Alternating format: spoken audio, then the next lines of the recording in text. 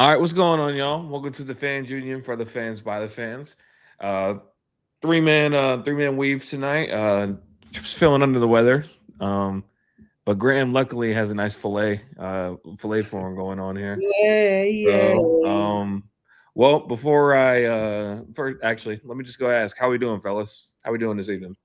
Wonderful. Not as good as Logan. Yeah, we'll get into that in a second. But it has been a while since we enjoyed our holiday season. I hope you all did too. It was good to Appreciate see. everybody for tuning in.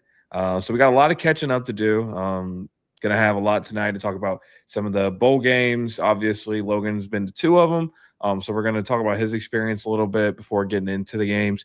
And then tomorrow for the NFL episode, we've got a lot to talk about, especially with what's been going on the past 24 hours. So make sure you guys tune into that. But before we do that, uh, you know how you got for some reason Paul George is giving playoff P. There's a playoff staff playoff Braun, whoever.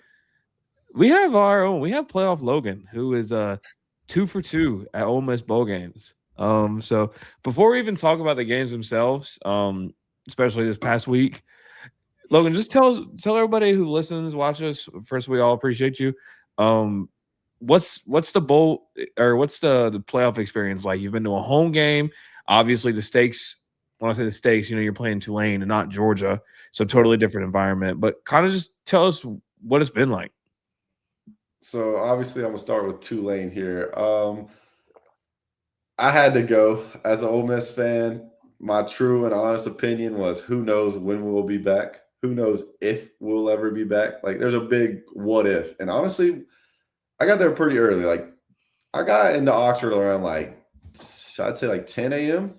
at that game. The game started 2:30 Central Time. Keep in mind, I'm on Mississippi time in this moment, not our standard Eastern time. So I got there around 10 a.m. I went to Rebel Rags. I think I texted you during that moment, Joey. So walking in there, you're basically in the middle of just imagine like an Academy Sports, but like half that size, but it's nothing but Ole Miss wall to wall. Like, insane. I haven't been there 8 years. I forget how much and how big this store is. Like, the amount of Ole Miss gear there is insane. One thing that was very underwhelming, I went in there fully expecting to spend at least 100 on a jersey, right? Because I'm like, if they got like an AJ Brown or somebody like that, like, I'm copping. They didn't. They had Austin Simmons, Caden Lee, and Centurion Perkins, which, hey, I like Perk. No disrespect there, but that jersey was 180. Wasn't doing it. Austin Simmons was on sale for 95, which now that he's in the portal going to Mizzou, everybody kind of sees the writing on the wall. And then whose other name I said? Oh, Caden Lee. Caden Lee was normal price as well, which Kennesaw native. Shout out to him. But yeah, so I was a little underwhelmed of the jersey selection, but as far as everything else, immaculate. Like, the amount of memorabilia they had there was insane. There was a college football playoff hat, gray Nike, I picked up, and I was like, I'm gonna wait.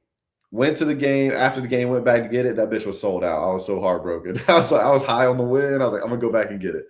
But either way, I spent a little bit there roaming around. I ended up not buying anything. Even went back and still didn't buy anything. Just, I don't know. Nothing really spoke to me, other than the hat that I went back for. It was gone. So, anyways, I get down to Ole Miss. I walked the Grove and everything. And I know you texted in the chat, Joey, like, how many beers we had yet. I'm gonna be honest, bro. I didn't have a single beer until I sat down. I drank two of them. I was taking it in, dude. I was just walking around. I was looking at everybody's tent setups, dude. There was some funny signs. There was a sign that said 2 lane versus no lane. I thought that was hilarious. That All shit right, yeah, cracked that's me pretty up. There good. were some t-shirts, some hoodies that said that. It was hilarious. Seeing obviously Pete's Fleet, stuff like that. So I walk around. I finally get to the Walk of Champions. For those of you who don't know, Ole Miss pregame, every game, always does a Walk of Champions. Their players get off the bus, walk through the Grove where everybody's tailgating. You can get right up next to the fence if you're there early. Give that, whatever, shout for them, give the hell yeah, damn right chant, all the good stuff. So I am literally from me to my computer screen of where the archway is that says Walk of Champions. Like the tunnel, it's not a tunnel, but it's an arch that they walk through that says Walk of Champions. I'm literally that close. Like, there's two people closer to me. And I just sent a picture to my dad. I'm like, this shit's about to be nice. So I was able to enjoy that. Got the Walk of Champions in. I was super happy. I was, early enough to get there for that. Pete Golding did not show up. That was one thing I was super ecstatic for. Like, I want to see how the fans react to Pete because I knew it was going to get loud. He didn't do it. And I actually didn't know this, but at the time he had already announced he wasn't going to do it. I just didn't know. It wasn't really on my phone. I was just, like I said, enjoying the experience. So a guy said that next week. I heard him tell his buddy, like, yeah, Pete said he wasn't going to do it. I look it up, confirmed Pete was not going to do it. His quote was he wanted to make it all about the players. As we know, Lane Kiffin with his what we thought was his dog, but come to find out wasn't his dog Juice. One of the wildest storylines of this whole thing is that insane. The dog was not his. That's insane. That's bad. So so it was a cool spin on it to see Pete Golding not wanting to be there, wanting to let it all be about the players, which he has continuously doubled and tripled and quadrupled down on. This whole time it's been players. Like, it ain't about me, it's about the players. So that was super cool. As far as that, I mean, outside experience, that's all I really got for a Tulane game. But the game itself, come out I mean, the place was packed out from the jump. It was awesome. Come out, jump to a quick touchdown. It was the fastest in college football playoff history, so that was cool, which I was kind of surprised by that because it was 59 seconds. I guess as an Ole Miss fan, I'm just used to us being able to score quick, but I guess 59 seconds is pretty damn quick to score. Tulane marches downfield. They're actually getting the pass game going, which they did not in game one. That was a little scary. Going into this game, honestly, I felt the same way about this game as I did about the first couple games of the season. Like, I truly had no idea what to expect. I didn't think we were going to, like, get blown out, but I didn't know if we're about to enter a dogfight with Tulane. I always say it's hard to beat the same team twice in a regular season. Always say that. So I was I'm still optimistic, but I had some, like, nerves, like some doubt, I guess, just because you truly don't know how everything's going to respond. But yeah, like I said, Ole Miss, quick touchdown. Tulane's marching downfield, and immediately I'm like, shit, here it goes. It's going to be one of these games. We get a clutch pick. We pick them off like around like the 15 or 20, if I remember correctly. This is a month ago at this point because how long these playoffs get stretched out. But we get which we're going to talk about. What's that? I said which we're going to talk about. Yes. We get a pick. That was awesome. Go down, score a touchdown. Then we get a turnover on downs. Kind of buzzing. Offense kind of gets stagnant like that for a while. Hold on, I got it pulled up. So they get turnover on downs. We punt. They kick a field goal. We punt. They punt. We kick a field goal. Punt. And then this is the last drive of the second quarter. We're rolling again. Offense looks good again. Kawan Lacey goes out with a shoulder injury. We're like, shit. That's immediately deflating, because at this point, keep in mind, it's still 17-3. It's still relatively close for a key player like Quan Lacey to go out. Lacey goes out. That's all obviously a head scratcher. You hope everything's good there. I think a couple of plays later, Trinidad goes out, and I'm like, shit, here we go. Like, it just sucked the life out of the stadium. Austin Simmons comes in and does what Austin Simmons does. He slices and dices for 3 or 4 plays, and then he does exactly what he does and turns the ball over. That's kind of been his repertoire. He looks really good until he doesn't, until he floats an interception or fumbles it. It's kind of been the thing on him all year. So that fumble was deflating, especially going into half, knowing no Kwan, no Trinidad. Let's hope they come back. Obviously, we all know they do, but come back. And after that, it was pretty much all Ole Miss. It was 17-3 at half. Final score was 41-10. Fourth quarter was an absolute party in Oxford. Like, that entire fourth quarter was a party. And I'm going to say, hey, shout out to Lane Kiffin. Lane Kiffin is the reason why we have the atmosphere that we had. He's the reason we have the drone shows, the light shows, like the whole sing-alongs. Like, it made a difference. Like I said, it's been 8 years since I've been to a game in Oxford, so the drastic difference was insane. And I will still give Kiffin still had his stuff going there. Like, the light show and stuff was all his doings there. He always wanted the atmosphere here to be able to host big night games, which he goes to LSU, makes sense. But fourth quarter, dude, literally an absolute party. Like, I have a video on my phone, and it literally is just like smacking noises. All of it is smacking. There's absolutely no one clapping. And when I say it's nothing but people with belts out doing the belt to ass like little thing, it is insane, bro. Like, this video is correct. Like, it's just belt smacking. It is crazy, bro. Like, fourth quarter in Oxford was a fucking party. Like, there's no other way to put it. It was so much fun, dude. Like, the way that place was rocking, they did Living on a Prayer. they literally sang that song for the next 2 verses after the music cut off while the game's playing. I've yet to go back and watch to see if you can hear it on the during the game, but I keep telling myself I'm going to. They But, said, like, hold on, they brought in the Genius guy 6 String of Heart. Hold on dude, now. apparently that's what they do every home game now is play like Living on a Prayer, do a sing along. And bro, I'm telling you, they sing a whole nother 2 verses out. Like, it was insane, bro. Like, the vibes immaculate. So much fun, dude. Like, it was crazy. But all in all about the game, 41-10, we kind of handled business. Trinidad goes off. Trinidad, I think, had 5. Let me pull the box score. I think it was 5 incompletions, 6 incompletions, something like that. 23 of 29, 282. So Trinidad comes in. He only throws for 1 touchdown. He runs for 2. Lacey gets in the end zone. I think we had a couple receiving, or no, just 1 receiving touchdown. Deshaun Stribling got in the end zone. So, I mean, all in all, immaculate. Also, on top of this, I think I told you this, Joey. I bought the cheapest ticket I could buy, right? It was a few $100. You know, I'm trying to save some money. Buy the cheapest ticket I could buy. It was supposed to be whatever section. It was like section R, row 60, right? Which is like the top for Ole Miss. I ended up getting my ticket sent to me. It was section Q, which went from like the 5 to like the 18-yard line. So I moved closer in. Awesome. And then I went from row 60 to row 13. I looked these tickets up. They were literally double in price. Like, I fleeced somehow. It wasn't my fault. They just sent me a better ticket. So that was also hella cool to be able to get moved way up because my seat, I was row 13. I was right on top of it. Like, it's row 13. You feel like you're damn near on the field there. So that was also super cool. But all in all, 2-lane game, hella fun. The jokes are that at the time, the jokes were Lane Kiffin only matters a 4-point difference because we beat them 45-10 in the regular season, 41-10 in the postseason. So people are obviously making those jokes. There was some fuck Lane Kiffin chants going at one time. And I literally remember turning and looking to the guy next to me and was like, why are people chanting about Kiffin? This should be about us. Like, quit. We got to stop making it about him. Within 5 minutes, all you hear is Pete, Pete, Pete. And everybody's just hyping up Pete Golding. Love Pete Golding's press conference in the end on the post conference. He's like, well, like, we're on the right side of it right now. We know how it goes. Like, if I'm on the other side of it, the chants are going to be a little different. So he's like kind of humble about it. I kind of respected that. But like I said, all in all, 2-lane game was hella fun. 4th quarter was an absolute party, dude. So worth the drive for me. So worth the money spent for me. It was honestly like, it was an awesome game. So as I told y'all, I bought that ticket. My mom was asking me what I want for Christmas. I was like, I don't know. I'm a grown man. I'll buy what I want. I don't know. I just told her, throw me some money towards my Ole Miss ticket. I'll be chilling, you know.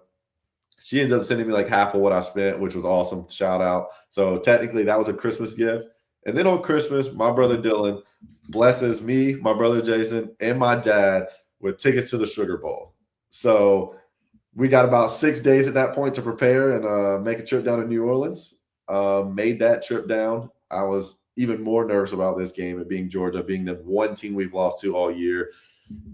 Being the fact that we didn't stop them a single time in the regular season. Gunnar Stockton sliced us. I always said on this podcast, outside of this podcast, I didn't believe in Gunnar's throwing ability. After that game, I told y'all I'm a believer. This man diced us. He is good at football. Like, he's not just a runner. I thought he was. I thought it was a little bit of a BS or not BS, but a little bit of, like, I guess, luck the first few games when he was dicing people, and then he diced us. I've seen it live. I've seen it, like, against my team, and I was a believer after that.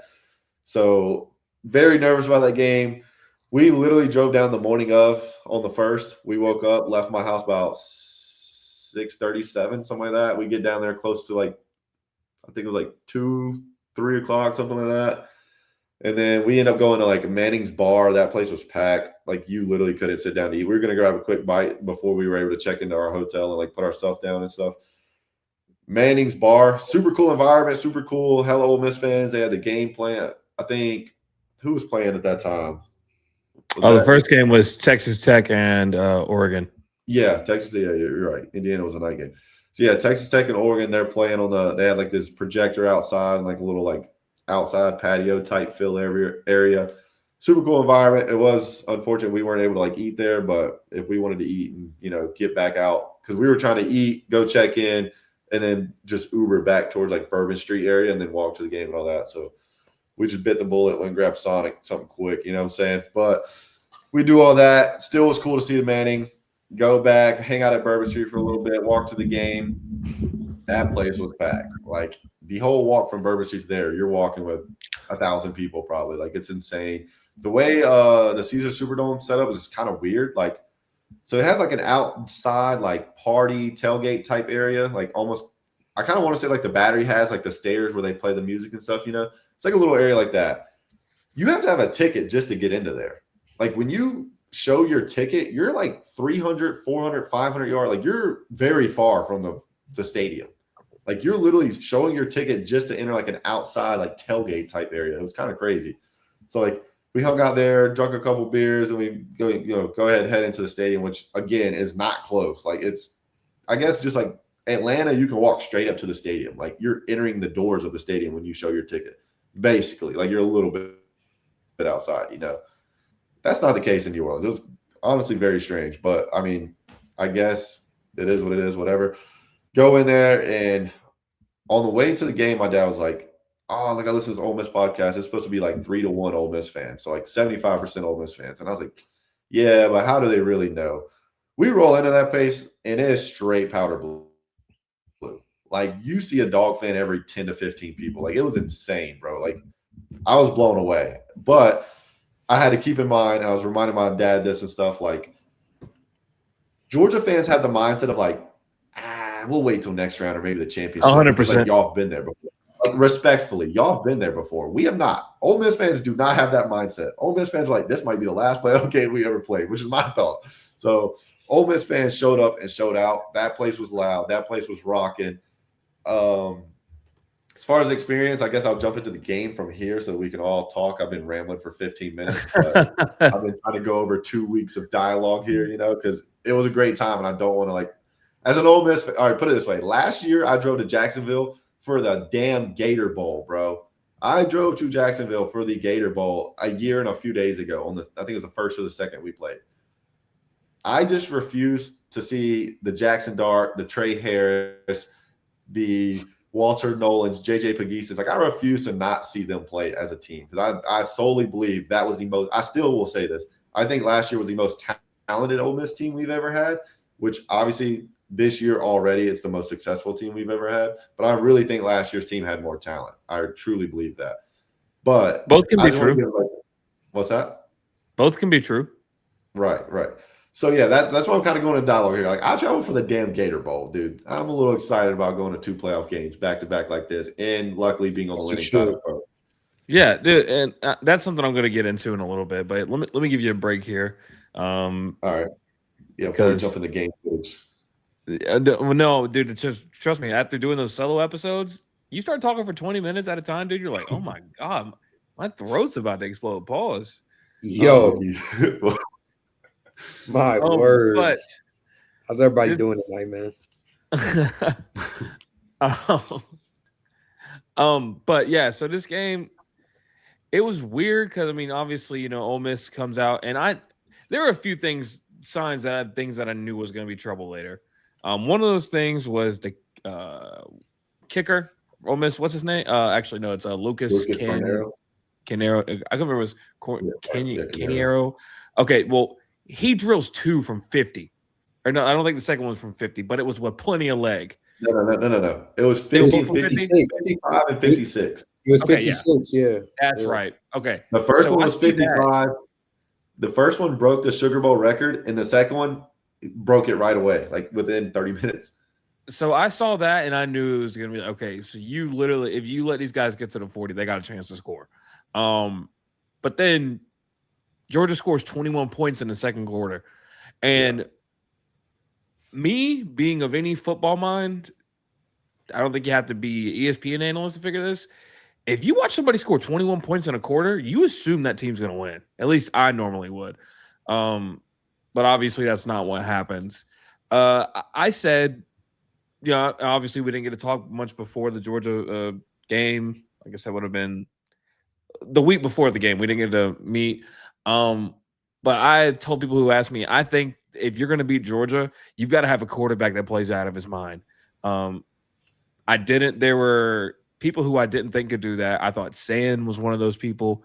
Didn't really have much belief in him. Already saw what Ty Simpson would do if they met that far down the road. John Mateer, I knew that wasn't anybody. But there was a short list. Chambliss was on that list that could do it. Carson Beck was on that list that could do it. Ty Simpson. No, I said after I watched him play this past month, no, I took him off that list. Fair enough. But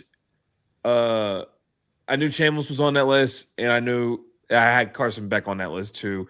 Mendoza's the Heisman winner. I got to give him his rep, but those are him and Dante Moore. You're gonna have to go to the championship to play, right? Just because of how the bracket is.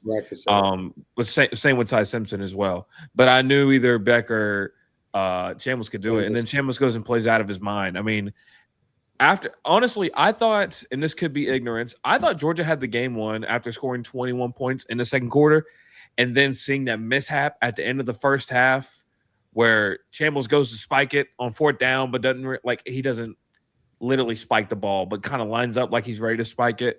Yeah. And I was like, oh man, we're about to, if Georgia would have come out, and this is obvious, this could be hindsight. If Georgia comes out and scores a touchdown on that first drive, it's game over. That's dagger. Just the way of momentum, how football works. But instead, what happens is I think they come in, they go, maybe they go 3 and out. They go 3 and out, and then you stop Ole Miss at midfield on fourth down, and you don't score a touchdown on that.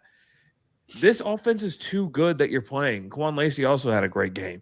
But I knew officially it was going to be trouble after the 2 schoolyard plays happened back to back where Chambliss is almost in his end zone and throws a 40-yard bomb to gain 7 yards. And KJ Bolden goes out for a little bit. But after that, I was like, oh no, this is going to get bad. And then Kirby comes with the freaking fake punt, which, had us all shocked. Got a little greedy, going for it on fourth down the next play, on the next drive. However, I've heard conflicting I've heard that there wasn't supposed to be a snap on that. That it was supposed to be like, if you remember last year against Notre Dame does the same thing against Georgia, does like the little swing game is not the right word, but basically swaps everybody out and then gets Jalen Walker to jump offside. And I assume that's what was supposed to happen.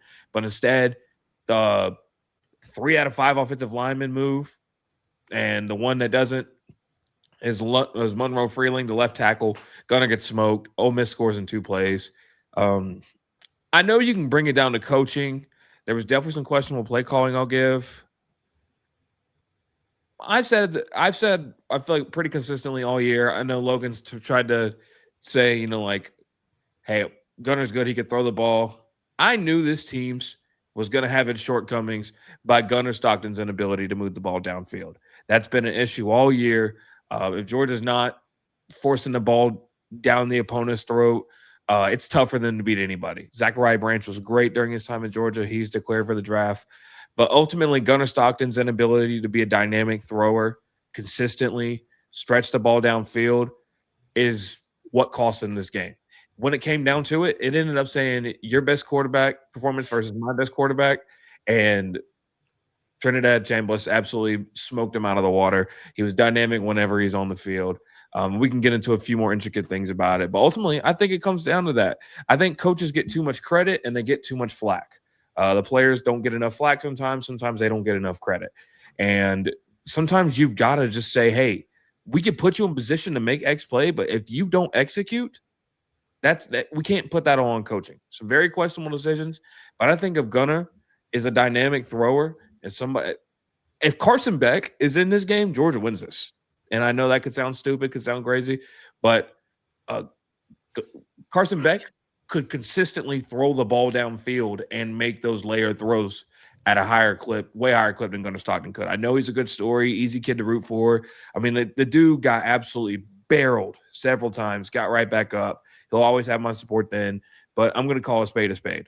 Gunner Stockton's inability to throw the ball is what has held Georgia back this entire season and is ultimately what kind of handicapped them in this game.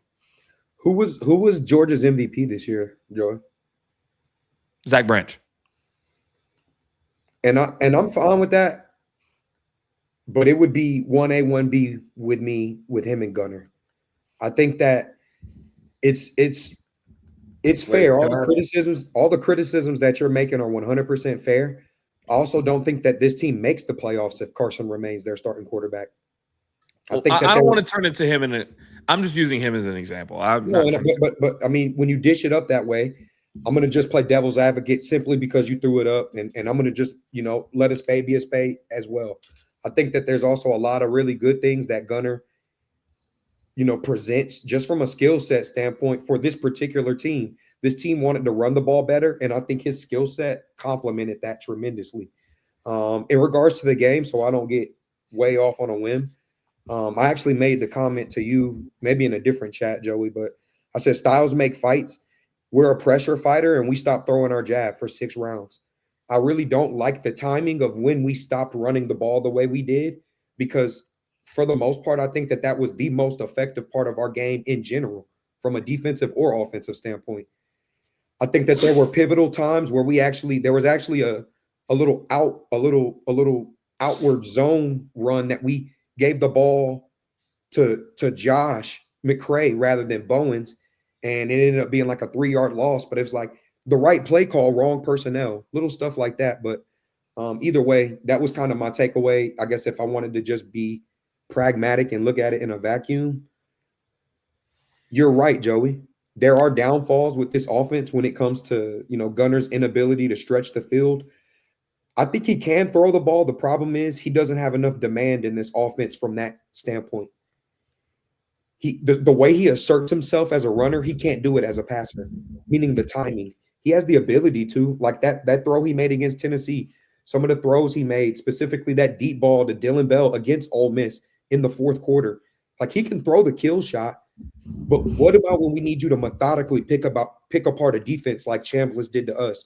I agree with you. I don't think he has that ability to put his foot on the pedal in that regard enough yet, and that obviously killed us. But it didn't help that we stopped running the ball as effectively as we were when it worked. And But, yeah, I want to give more credit of that, Graham, because you're right. When Georgia stopped being able to dominate the ground is when things went downhill. Our offensive line was getting whipped. They were getting abused. I mean, there's one where 52 for Ole Miss, can't think of his name. He's like a nose tackle or three Harris. technique. On the 3rd down run where Gunner gets taken down when you come out of the first half, he just absolutely annihilates a double team. That if that double team is blocked, there's a linebacker blocked. Gunner's got 8+ yards. I mean, that's what happens there. But you're looking here, and I'm looking at the 3rd quarter. I pulled up. Let's see, Georgia runs the ball 3 times on that possession where you missed Woodbury misses the field goal. Nate Frazier runs for 1 yard. Nate Frazier runs for 0 yards. Nate Frazier runs for 2 yards. And then the next drive, I think the next drive is you get the drive you're talking about, Joey. The one throw was a Dillon Bell incompletion. That same drive where Nate Frazier ran the ball like 2 or 3 times, the other play in that drive was Dillon Bell incompletion. He threw the ball for an incompletion. I think he tried to squeeze it into double coverage. I'm more so getting at like Georgia ran the ball 3 times on that and gained 6 yards or whatever the math was to it. So I'm more so credit like that's not a coaching credit. You get whipped. There's no offense, there's no trap, there's no zone read you can run to getting whipped. You get whipped, it's going to happen. And now Georgia did some things, well in this game. I mean, one thing, and Logan, I know that you know about this from Georgia playing any game, but especially from the first game this year, you got to kill these dudes. It's another one. Ole Miss is up 34-24 in the 4th quarter, and Georgia ties the game up. This team, and sorry, I'm kind of, again, I have not watched any college football coverage since this game. I haven't listened to a lick of radio, hadn't read a single Georgia article. Dude, I've been hurt. I seriously have. So I'm kind of getting a lot of this off for the first time. But I don't know, what do we got to do as fans, Logan? Ole Miss could be entering this territory. Georgia just went 12 and just won 12 games, won an SEC championship, and we are almost supposed to program like that doesn't mean anything. I saw Kirby talking about how a successful season to him is getting the most out of a team. And, this is supposed to be kind of a down year for Georgia, if you will, because of their youth, new quarterback starting, and you're a few plays away from, advancing in the playoff, which I'm not taking away nothing from Ole Miss because Ole Miss absolutely won this game, every single facet of it. But as Georgia fans, we can't just want to jump out a window every time you don't win a playoff game. You know what I mean? Like that's not realistic for 95% of, maybe even higher than 97% of programs. So my goal next year, I want to try to enjoy the week by week. I don't care if this team is ready for a national championship. I just want to enjoy every win. I know I kind of just went off on my own tangent there, but I just want to throw in one thing. I got 3 letters and 4 words for you, Joey. SEC. It just means more. That's why you want to jump out of a window, bro. It's different down in the Southeastern Conference. It's just I tried not to be, though. I tried to be. Hey, no, it's reasonable. It's like you guys are in Alabama territory at this point. It's winter. That's what I was about to say. It's hard for the. Go ahead, Logan. My bad, bro. I was just gonna say I'm gonna let you go because I want to talk about the game and I don't want to take over your spot. But one thing I want to say is, like, to Nick Saban, like you're saying, Nick Saban said that. My rebuttal to that is he's absolutely right. Like, let's be honest. This is the youngest team Kirby Smart's ever had. This is a successful season. And next year, you guys are primed for a very deep playoff run, if not a championship. Like, I think next year, championship should be the absolute goal. This year, yeah, it does suck because you get so close and everything. But when you think about how young this team is and what they've, like, kind of overcome to get here, new quarterback taking over, stuff like that, like, I do think in the Nick Saban realm of things, this is getting the most out of this team. And like you said, yeah, you are a few plays away from winning this game, absolutely. But at the end of the day, it's like, technically this is like a rebuild year for y'all. And like for both teams, because they were saying that about us as well. So it's like, as a Georgia fan, like obviously, yeah, I would be absolutely distraught and hurt. But at the same time, it's like you guys have a lot of talent coming back. So just to go off the Nick Saban thing, like, I think Kirby did get pretty much the most out of this team he could have. But go ahead, Graham, and then we can both dive into everything. Yeah, no, I hear both of you guys, and obviously, like always, both of you guys make some great points. But I think Logan kind of touched on what I started thinking about when Joey, started touching on Georgia fans and how receptive we are to a season, especially one like this year. I'm cool with walking away from this and saying, dude, a talent with 53% freshmen, as far as a roster composite standpoint, it's like 52% freshmen and sophomore, something like that. So you got to tip your hat to the young cats who came out and got better every week. Kind of stepping away from just the Sugar Bowl for a second. Every week, there's probably 6 or 7 of them young cats, Joey, that we talked about in some of those chats that we're in. Most of the year, we were tipping our hat to a young dude. So I am proud of this team. I really am. I damn near think that's why I've been sad like you have, but I haven't been a mess. I'm still proud of them. It's just I worry about Kirby and how much time we have with him, honestly. Not as a person. Obviously, God willing, he stays on this earth to 150. Love the guy on and off the field.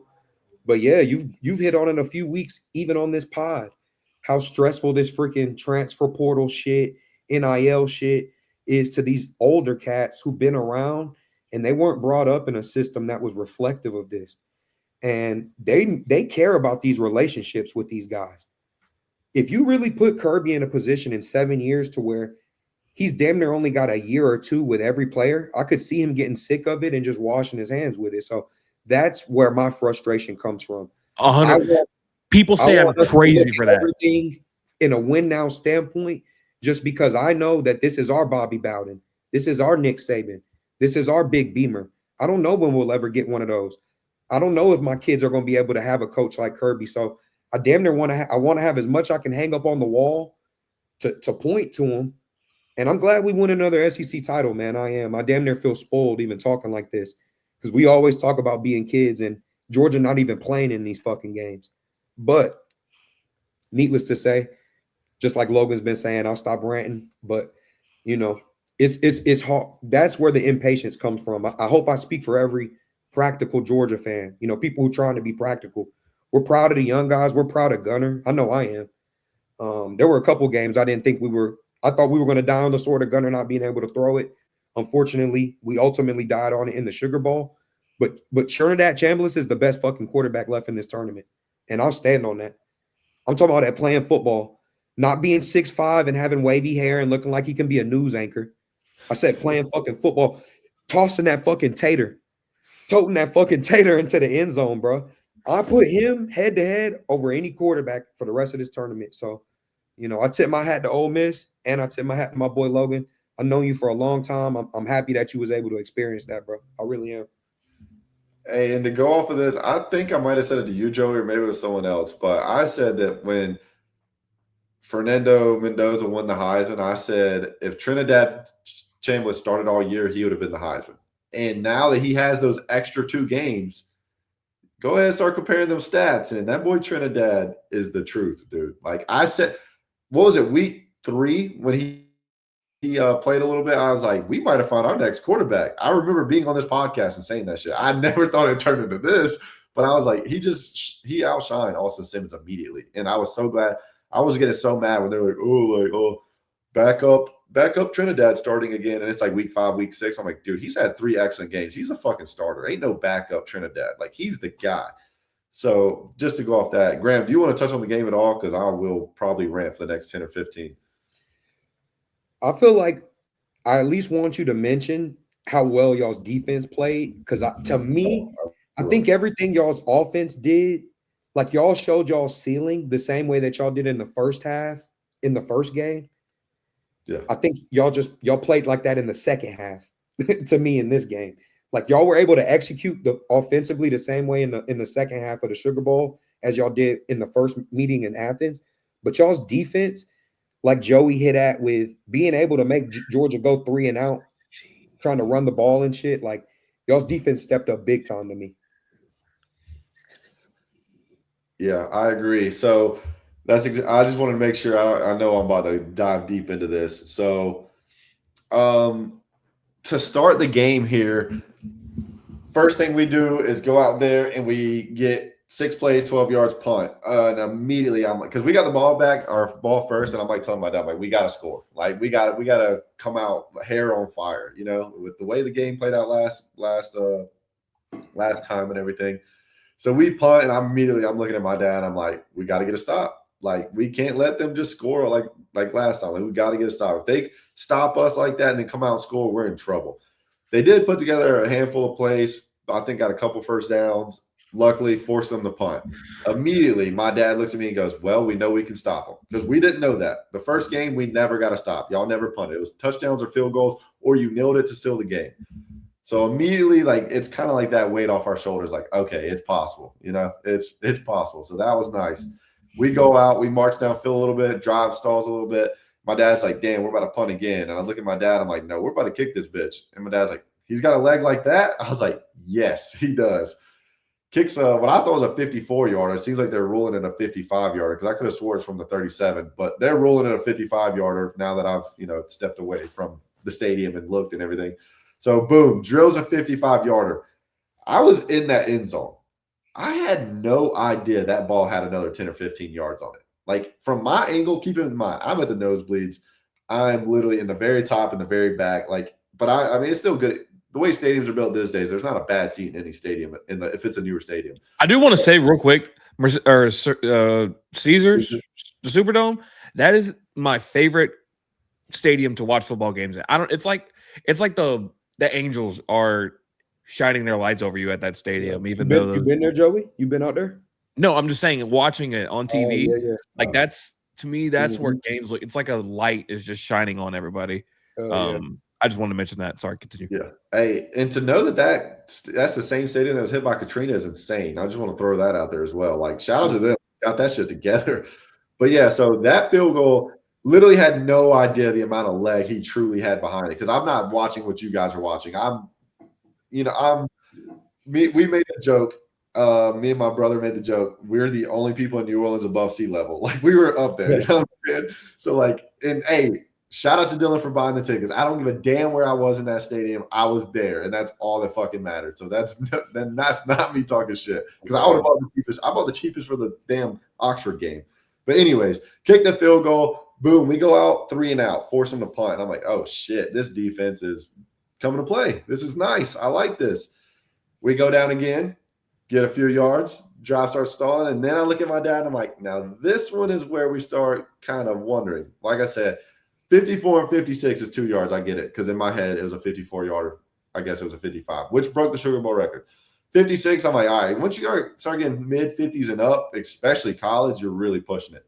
Dude drilled it straight down the middle, never a doubt. So, boom, we go up 6-0.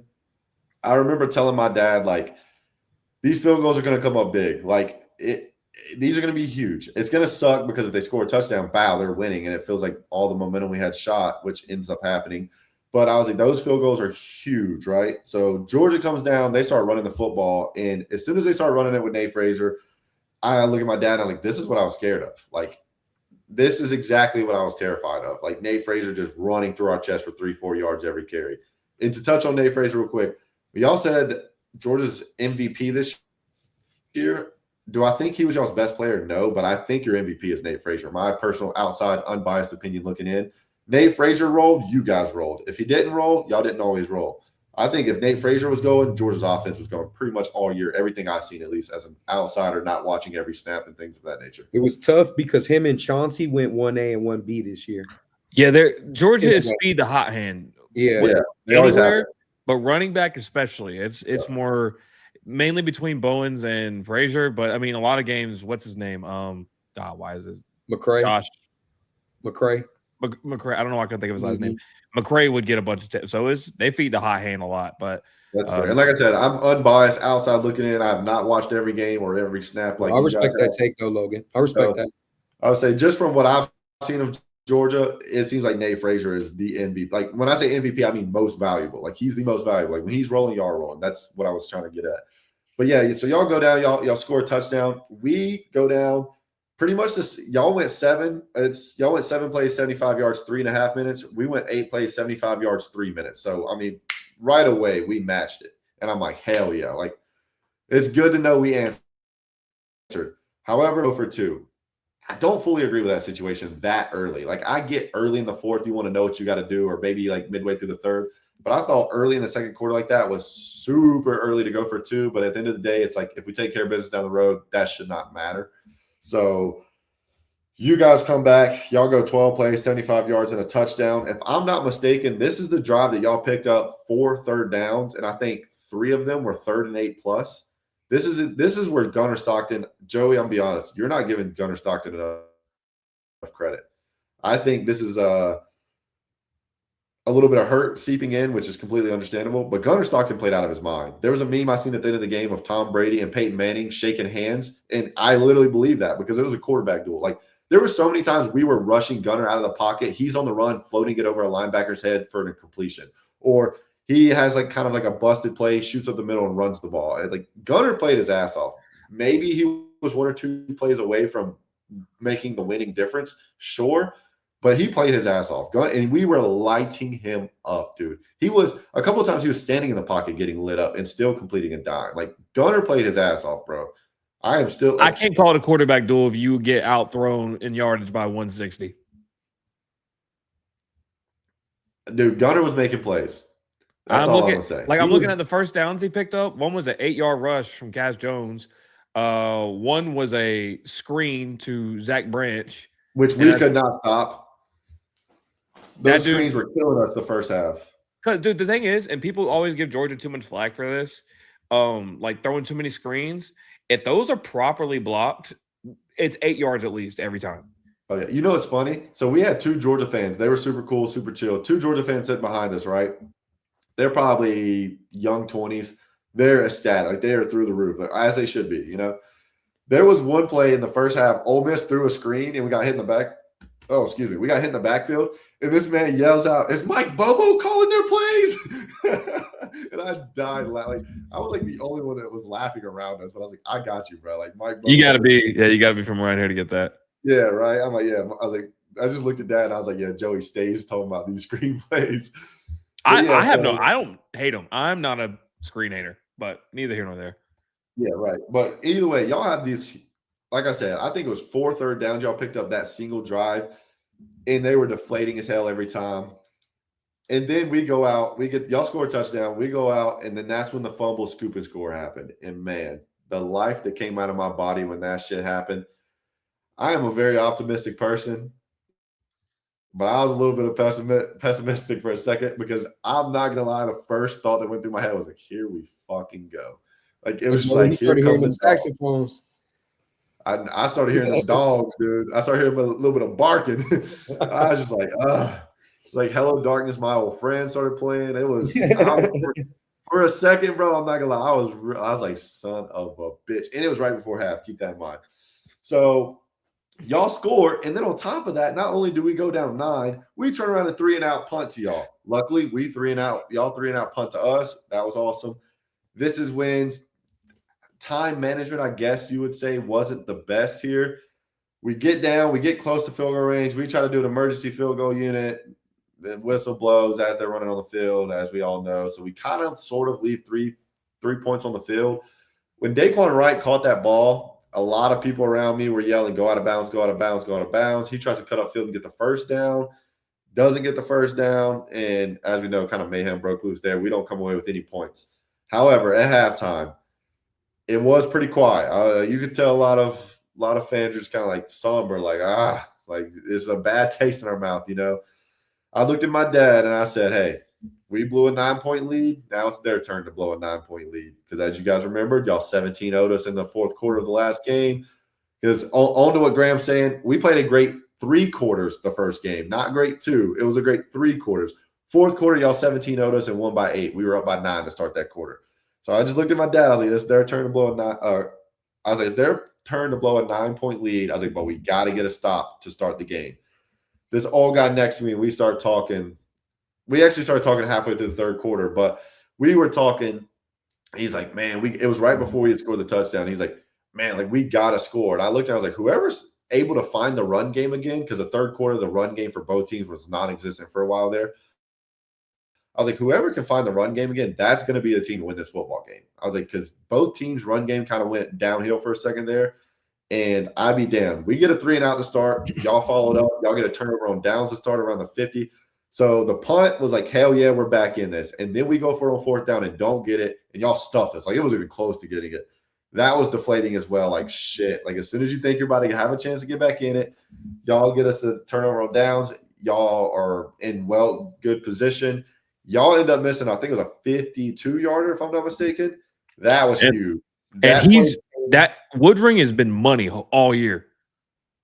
Dude, that place came alive then. Like that's when the place started buzzing again. I'll be completely honest. Like we got the 3-and-out, we were buzzing, and then that 4th down shut everybody up, a little bit of buzz. But that missed field goal, and then right there, we're like, we got to go score. We got to go punch them in the mouth. Like they're, you know what I'm saying? Like we got to kick a man while they're down.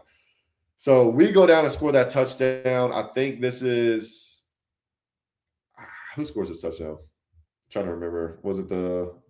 I think this is the one where they won. The Lacey run bounces outside. Yeah, that's what I thought, but I couldn't remember if he did a game go ahead touchdown or that one. Okay, so boom, we get that one. You guys start marching downfield again. 10 plays, 56 yards. Boom, defense bends and doesn't break. Defense once again playing excellent. Like, I mean. At this point in the game, we have like 4 or 5 stops. And last game, we had 0, like fucking 0. So we're like, oh my God. Like at this point, it's kind of defense are kind of swapping blows, honestly. And I'm just keeping in my mind the whole time, like this game is only close because we fumbled it and they scooped and scored. Like our defense, 7 of these points out here are not our defense's fault. Like me and my dad kept talking about like this defense is buzzing. Like they're looking good. And between Will Eccles and Xavier Harris in the middle, dude, them boys were rolling. And then I always forget Franklin's. Cam Franklin was playing damn good. That's number 5 for us. He was looking good. All them passes. We ended up Yes, we y'all had a bunch of those as well. This game had a lot of those. Honestly, deflections at the line were pretty big part of this game. But we ended up holding you guys to a field goal. Defense bends, don't break. Then we come out. This is when we go to start the fourth quarter. We score not far into the fourth quarter, I believe. And okay, yeah. So Lacey did wait. Okay, yeah, Lacey did run the go-ahead in too, so he had 2 touchdowns. I thought he just had 1, but okay. So Lacey did run in the go-ahead as well. That's what I was thinking. So Lacey runs in the go-ahead. We go for 2, obviously to go up 3 points here. That was huge. Trey Wallace hits him, money, great catch. This man, Trey Wallace, played out of his mind. And just so y'all know, Trey Wallace this time last year was on Penn State. He was one of the guys while Penn State was still in the playoffs who entered the portal. He entered the portal, ended up going to Ole Miss. A lot of people gave him slack for it. So for him to come in and show out and actually be like pretty much our wide receiver 1 all year, shout out to him because he put his money where his mouth was this game exactly. Like he showed out. You guys follow that up by we go up 10 here. This place is rocking. Like I don't know if we said this on air right before we got on. It's like 75% Ole Miss fans. Like there's no doubt about it. Like Ole Miss fans were rock. Like every time I thought Georgia fans got loud, a big play happened for us, and it was 10 times as loud. Like it was insane. Like I thought it was loud in Oxford, but also it's an outside stadium. This is indoors. This is literally echoing, bro. Like it is insane how loud. Like once we're up 10, the party kind of started happening. But I be damned. Gunnar Stockton, them dogs do not lay down. They go down. They score the big touchdown, get right back in it. They end up making us go 3 and out and punt it. And then this is when you guys absolutely milk the clock. Wait, hold on. That's you're right. That was a that was a clock management masterclass. Oh, yeah, it was. But one thing I did skip, between our 2 touchdowns in the fourth, you guys fumbled. You guys, I think it was 4th and 2 or 4th and 3, and y'all were about to punt. Y'all had already gotten a fake punt on that one drive. Y'all had a bunch of 3rd down conversions and shit. And literally, I was telling when they got that, I was telling my dad, I was like, this is literally how Kirby Smart wins football games. Special teams. That is Kirby Smart's. That's like his X factor. If he gets you on a special teams play, he's winning. Like that's just simple as that. And when they kept picking up those 3rd downs and got that first punt, I'll give our crowd credit. I thought every 3rd down was going to be deflating and the crowd would go silent. I thought that fake punt was going to shut them up. Our crowd was still rocking, staying in it. However, that fumble, last second, like Joey said, there was mixed things. I think Kirby said the ball was never supposed to get snapped. Offense runs on the field last second and literally because I think there was a timeout before. And I told my dad, I was like, I don't fucking trust him. I don't trust Kirby. He's about to put his nuts on the table again. Like, this is what Kirby does. This is how he wins football games. And, like, the guys behind us are like, yeah, like, who knows what's about to happen? Like, he's got something up his sleeve. We're sitting there like punt, punt, punt, punt. And then, boom, offense runs on the field the last, like, 10, 15 seconds. I'm like, here we fucking go. And the stadium starts going crazy because we were already loud for the punt, Ole Miss fans, that is. Georgia fans start barking and shit. Like, it starts getting loud over there. Gunner hikes it. Centurion Perkins gets the strip sack, recovers it, and I think within 2 plays, Trey Wallace scores a touchdown, and this plays – the lid blew off of this place. Like, it was insane how loud Caesars Superdome was. Like, it was rocking. But, once again, y'all score, force a 3 and out. What do you know? You guys are right back in it. You go from a 2-minute drive to then a 4.5-minute drive. I think y'all had 1st and goal from, like, the 2 or something like that. And I it was second. It was 2nd and goal from the 3. Okay, obviously, I know y'all had it like right inside. And then we get a negative rush right out. And that, yeah. Sorry, I will say this. Going through it again. I will say this, and I know I'm biased. There were some bad missed calls in this game, and I'm sure y'all have some that y'all know of too. Because if they were this bad for us, y'all had to have seen some that were like blatant as well. But there was one early in the game that. I want to say it was to Caden Lee. It was for a 1st down pass play, though. Or maybe it's Daquan Wright. But either way, 1st down pass play. We're the 1st down marker, and y'all's guy beats us by like a second. And he's on our back and then deflects the ball. And it's like, that could have been PI. But at the time, it's like super early. Don't really say shit. The one touchdown y'all scored. I wasn't a fan of the targeting call. I agree. The one touchdown y'all scored to make it 34-31, I thought was a blatant push off. This happened in the opposite end zone from us, so I'm a long ways away, and I literally see the play, and I'm like, how is that not a fucking push off? And even the guys behind us who are Georgia fans was like, that looked pretty obvious. And then the face mask thing happens for you guys to get the ball right back. And I'm just like, don't fucking let it happen like this. Like, let us Logan, get outplayed like we did. Logan, are you talking about when Zachariah Branch caught that touchdown? Was that the catch you were talking about? I don't know who it was, to be honest. Yeah, maybe it had to be number one, double coverage. Maybe he pushed off a little bit. I'm just trying to think of the catch he was talking about. I think it was. Hold on, I'll tell you right here. Because it was the one that made it 31 for y'all. I don't think it. I don't. There's so many things Georgia didn't do well. I forgot all about the calls. Honestly, Zachariah Branch, but it wasn't double coverage. Like they were like all game they were letting the handsy stuff play, which is like fine. If that's how you're calling it, that's how you call it. You know. I thought this was like full extend push off. And I watched replay. I still believe it was a push off. However, thank the Lord this didn't deflate us and matter in the end. But I thought it was a blatant push off. Doesn't get called. We go 3 and out. Obvious face mask that gets missed. Crowd's going crazy about that. That's obviously the main play you're seeing all over social media saying bad missed call. Masterclass performance by the offense.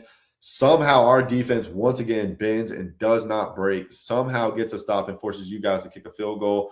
Because I told my dad, when you're inside the 5, I told my dad, I was like, right here, like they're probably going to run it. Like they're going to just run it hard into our, like run it down our throats until they get in the end zone. They're going to go 4 hard. I did not think Kirby would settle for a field goal. And then we get that big loss, and that kind of changed everything because y'all at like that 8 or 9 or something like that. So like that pretty much changed everything. And I was like, oh shit, defense is really doing it. Like holy shit. Let me say something real quick that may sound stupid while we're right here. This could be the benefit of hindsight. I think ultimately he makes the right decision. I want him to go for it straight up. You have 3 timeouts and they're on the 4 or 5 yard line. Yeah, I think the way that Kirby, you've been putting your nuts on the table, I was like, he's gonna go for it, but makes ultimately the right call. And I will say, so y'all are at the 6 yard line, and I will say this: there was multiple third downs. I think it was 2 third downs that you guys got a PI. And once again, all game receivers and quarterbacks were handsy. I'm cool with that. Starting to call them in the 4th quarter in a fucking 3-point game really pissed me off because it's like. And then there was one, I think it was Delp or Lucky. There was one where you guys have your left hand up and the right hand is wrapped around our player's helmet, and they call a PI. Yeah. I'm like, what the like?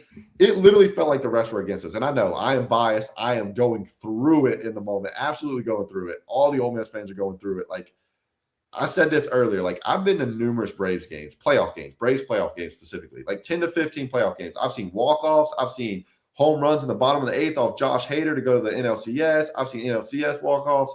I've seen some crazy shit as a Braves fan at Braves games.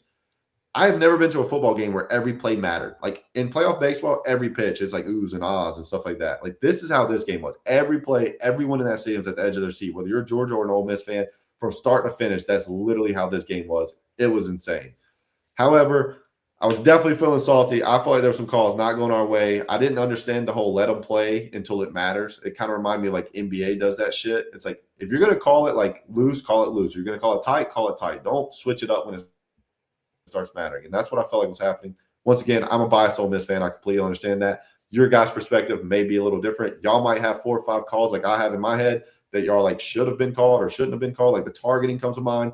There was one where you guys threw it over the middle and we blasted one of your wide receivers. I don't remember who it is right now. We lit his ass up though. I for sure thought it was about to be a flag. Nothing was called. Dude, honestly, I feel like if you're going to eject Ja'Cory, I feel like that kid should have got ejected for targeting on Gunner. On that play where Gunner got absolutely fucking demolished, bro. My opinion with calls in football games, and this is not to object what you're saying, this is just simply how I look at it. There's so many other things in a football game. If there's 3 or 4 bad missed calls, like it doesn't mean anything to me personally.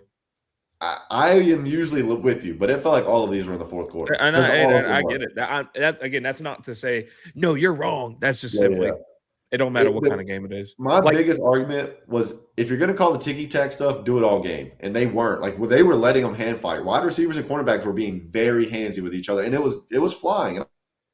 I was cool with it all game. That's why the one in the first quarter was like I had forgot about it, honestly. And then once the fourth quarter started happening, I'm like, dude, don't fuck. Like, Kirby don't need help, bro. He's the best coach in college football. He does not need help. I will say the one to Delt was pretty questionable, but the holding on Kobe Young that one was blatant. Yeah, there was. That's on the right side of the field, right? That one is probably that one's probably a touchdown if that doesn't happen. Okay, yeah, that's the one where they bump in and then he separates and it's like 5 yards over his head. It's something to that effect, but okay, there was one that was blatant, and some Ole Miss fans around me were like complaining. I'm like, dude, they got tangled up. Like, that was like, there was one of them or two of them, I think, where I was like, that's fine. But then there was a couple where I'm like, come the hell on. But anyways, the flags were flying in the fourth quarter. I was not really a fan of that, considering the first 3 quarters that was not the case. However, we get the ball with 56 seconds left, and the first thing I tell my dad, I say, they got 2 timeouts. We have to, and I mean have to run the football and get the clock running at least once here. And then first play, we run the ball with Quan Lacey, and this guy in front of me looks at his buddy next to him and goes, why the hell aren't we going for the win? And I was like, this guy don't know ball. Like, you got to. They got 2 timeouts. If we give this ball back, it's a wrap, bro. Like, it is a wrap. So we run the ball. We get 5 yards for Lacey. Clock starts running. I look at my dad. I'm like, here's where we go. This is pedal to the metal from here. Pass incomplete to Caden Lee. He got lit up over the middle of the field. I think he came out here. I think this is one where he came out. He got hit in the hip. It looked like he had the catch, and you guys lit him up. So he goes out. We come in, and then this is the third down play. It's 3rd and 5, and Dazon Stribling does what Dazon Stribling has done all year. He reminds me of Cody Core, an old Ole Miss wide receiver when we had Treadwell. Cody Core seemed like every pass play he had that he caught was 20-plus yards. I feel like that about Stribling a lot of the times. He's over the top a lot. They pressed Stribling, expecting a run, and looking back, I went and saw the clip. Kirby Smart looks at his defense and is like, get fucking ready. They're running. That's literally what he says before this call. I don't know if y'all seen the clip, but I've seen it. You can read his lips. It's insane. I'd be damned if we don't put our nuts on the table. And not only do we go for a throw or anything like that, we literally go over the top to Stribling for 40 yards. Ball is literally in his fingers, like not even in his hands. Like, it's in his fingers. He goes up and gets it, beats a D-back off the line. The place erupts. It literally erupts. And I'm just sitting there like, I was pretty calm. I'm not gonna I was hyped, and then I immediately was like, all right, like, we still gotta fucking make the kick. We try to get a cheap 5 yards, like 5-6 yards. We do a little out route, almost gets picked off. I was shit in the bed right then and there. And then the next 2 plays, played it very smart. I was kind of surprised we didn't get into position for our guy and then spike it just to line him up where he wanted to be lined up at. But I guess he was perfect. I don't know. But what we ended up doing is just doing 2 plays immediately. We're running it and running to the sideline, and just, if it's not there, we're just flinging it out of bounds. And I'm perfectly okay with that. Play it smart. I was clapping every time he threw it out of bounds. Don't fuck up here. And then we line up for the kick. Immediately, I'm like, they're going to call a timeout. I don't even get ready for the kick or nothing. I already know what's happening. Kirby calls his timeout, as everyone should. And when I say you could hear a fucking pin drop in this stadium, dude, it gets dead quiet. And then as soon as Canero starts backtracking to line up for his field goal, you start hearing the Dogs fans going crazy. But there was a split second where both sides were just like, holy shit, it was insane. Lines it up, and obviously, there's that thought in the back of your mind, he's made the 2 50-yarders, but don't fuck this one up, Thank the Lord. Clutch Canero, as they're saying, came through, banged it home. That place erupted. And then, as we all know, we get the whole shenanigans. The last 6 seconds lasted 30 minutes, and it's a safety. And then there's 1 second left on the clock, and yada, yada, yada. But all in all, I was on my feet this entire game except for halftime, same as the Tulane game. The only time I sat down, Lucas Carnero made that kick, and I literally just sat down with my hands in my face, dude, or my face in my hands. And I was just like, holy shit. Everyone around me is going crazy, bro. And I just sit down and I'm like, can't believe what's happening. And then my dad is yelling and screaming. He literally looks at me and goes, get the fuck up. We just fucking won. My dad is pumped. And I'm just like, it ain't over. That's all. I was like, it ain't over, dude. I do not trust anything until there's zeros on the clock. We see zeros on the clock 2 or 3 times, and still was not over. The stadium is like they're putting the stage up, pushing it back, putting the stage up, pushing it back. There's a fucking 50-second final play where they're throwing it back. And I will say this, I am not this kind of fan, but whenever they're throwing it back, and it's just this Mickey Mouse shit, and I'm just every throw backwards, everyone's at the edge of their seat because you're just hoping there's not that one time where they have a wide open lane to take off for 30, 40 yards, because that's usually when shit falls apart in those plays. You're just praying that doesn't happen. When they throw it back to Gunner and Gunner looks and he has no one behind him and we just light him up one last time, I was so happy it was Gunner. Nothing against Gunner, but I was just like, we've been lighting him up all game and making him hurt. There's a part of me that's just like, I'm glad it was him. Like, how fitting for us to put him on the ground to end the game after what we just put him through. And he battled through it. He had a great game, I think, personally. I think he made huge plays, but that game was insane. Tulane game was fun, but the big experience that game with my dad and brother made it 10 times better because Tulane game, I'm obviously alone. I'm so hyped. I'm so happy. It was still a great time. Experiencing with people you like love, and Ole Miss fans just as bad as you is obviously like insane. And I think the biggest takeaway from this game for me, game 1 against Georgia, 17-0. Georgia outscores us in the 4th. This game, we outscored Georgia 20-10. It's kind of like a flip of what happened in the second quarter. Second quarter, Georgia took over. 4th quarter, we let Georgia come back and tie it up, and then we took over. And I was hyped, dude, to watch Ole Miss battle back. Those are all game. We were winning everywhere but the scoreboard. Like, literally, the scoreboard is the one spot we weren't winning for majority of that game. Like, we had more yards, more tackles for loss, more sacks. It was crazy. So to be able to escape that game with a win, be there, be able to celebrate after Bourbon Street, all that good stuff, like, by far the biggest win in Ole Miss history, obviously, but to be there and be able to watch it and be with Pops and the brother, dude, I literally, I've been fighting the urge to go to Glendale all week, and I just can't get myself to spend over $1,000 to go to Glendale for this game. I would love to go. I was like, I don't think I can pull the trigger. So, all in all, like you said, though, ultimate, and this is not a dismissive way. But as an Ole Miss fan, this is not only the biggest win of your life, but the entire school's history. Like you said, that's not to be dismissive for anything like that. But on top of that, all the drama we had with Lane Kiffin, dude. Lane Kiffin, at the end of the day, he left because he didn't think we were a championship winner. You guys have said it on this podcast. You can't win a championship with Ole Miss, and I'm like, why? And I'm not. You still might not be able to. That's not what we said. We said it's much easier to do at LSU. That's what which I think is still true. If y'all didn't say it on the pod, y'all for sure have said it at trips. I've never said that. I'm not saying you specifically. I'm not saying you specifically, but I'm saying you guys as a unit. One of you guys, I know for a fact, have said it because I was like, why? And either way, even if we don't win it, even if we don't win Miami, I don't care. But if this doesn't prove that you can have a championship contender and possible winner one day at Ole Miss, when I say one day, I mean in the near future. This alone proves it. And honestly, I'll be completely honest. I think the reason why this team has rallied as good as they have, and the reason why this defense played so well against Georgia, is because Lane Kiffin left. I think this defense has rallied around Pete Golding because their guy went and got the job, and this defense has rallied around Pete Golding, and I think that's a huge part of it.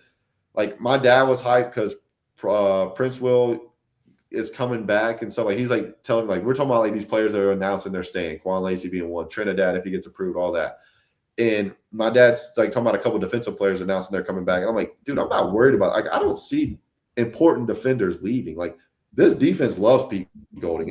And I solely think that's one of the reasons why this defense has rallied like they have is because they're trying to show out for their guy, Pete. And honestly, the offense has done the same. Charlie Weiss has proven that it is not Lane Kiffin's offense. It's Charlie Weiss's offense. I know we've had on the pod before, Joe, we've talked about it several times, who really calls the plays. And I told you, I thought it was Charlie Weiss, but then you hear it's Lane Kiffin. Then you hear it's Charlie Weiss again. So, I truthfully did not know. I think it's pretty proven that Charlie Weiss is the play caller. Nothing has changed for Ole Miss at all. It truly has been felt the same. And going into Georgia, I was super nervous because, like I said, we had beat Tulane, didn't know what to think about Tulane. Then we go to Georgia. And now it's at the point where it's I feel like we can win it all. I think any team in this left can win it all, to be honest. Yeah, at this point, if anybody wins it, there's no surprise. Teams winning it all. But to see our defense step up like this, and then you got Trinidad 3 straight plays. Whenever he does the flick of the wrist, as soon as he does that, I look at my dad. I'm like, okay, Brett Favre flicks the wrist, gets it out to Quan Lacey, breaks off like 7 yards, and then the one where he circles all the way back to like the goal line and comes back. So as soon as he cuts back, Quan Lacey went from blocking, he like opened up. And I swear to you, you could call my dad and ask him right now. I yelled Lacey eight times in a row. I'm like, Lacey, Lacey, Lacey, because I just see how wide open he is. And as soon as Trinidad finally gets a couple steps after turning all the way around, he just floats it up to him, which in the past, Trinidad has not been able to finesse a football at all. So that alone is signs of improvement. He floats it up to Lacey. Lacey gets smoked at the line of scrimmage, bounces off of it, or not the line of scrimmage, first down marker, bounces off of it, and then goes and gets the first down. Very next play, once again, Trinidad has not been able to put a lot of finesse on balls. He's more like a bullet thrower. He rolls out of the pocket after he gets flushed out for a third straight time, and then he throws the most perfect ball to Trey Wallace and literally splits the over-the-top help to safety and the defensive back that's on him. Like, literally splits them perfectly. When he throws this ball, I thought he was going underneath to, I think it was Deuce Alexander underneath, and then I thought he overthrew him because for whatever reason, I did not think he was going deep. And then I just see Trey Wallace catch it, and it's like the most perfect ball placement. And then obviously we go down and score. Well, I think it was that when I think we scored that play or that drive. But either way, that 3-play stretch was insane. And so many people are like, Trinidad, Trinidad, Trinidad. But like, yes, those 3 plays set it over the top because he did some theatrics to get there and really some like drama plays, you know. But like, he threw for 362. He's done that a handful of times this year. Like, this was honestly, as an Ole Miss fan, just another Trinidad game.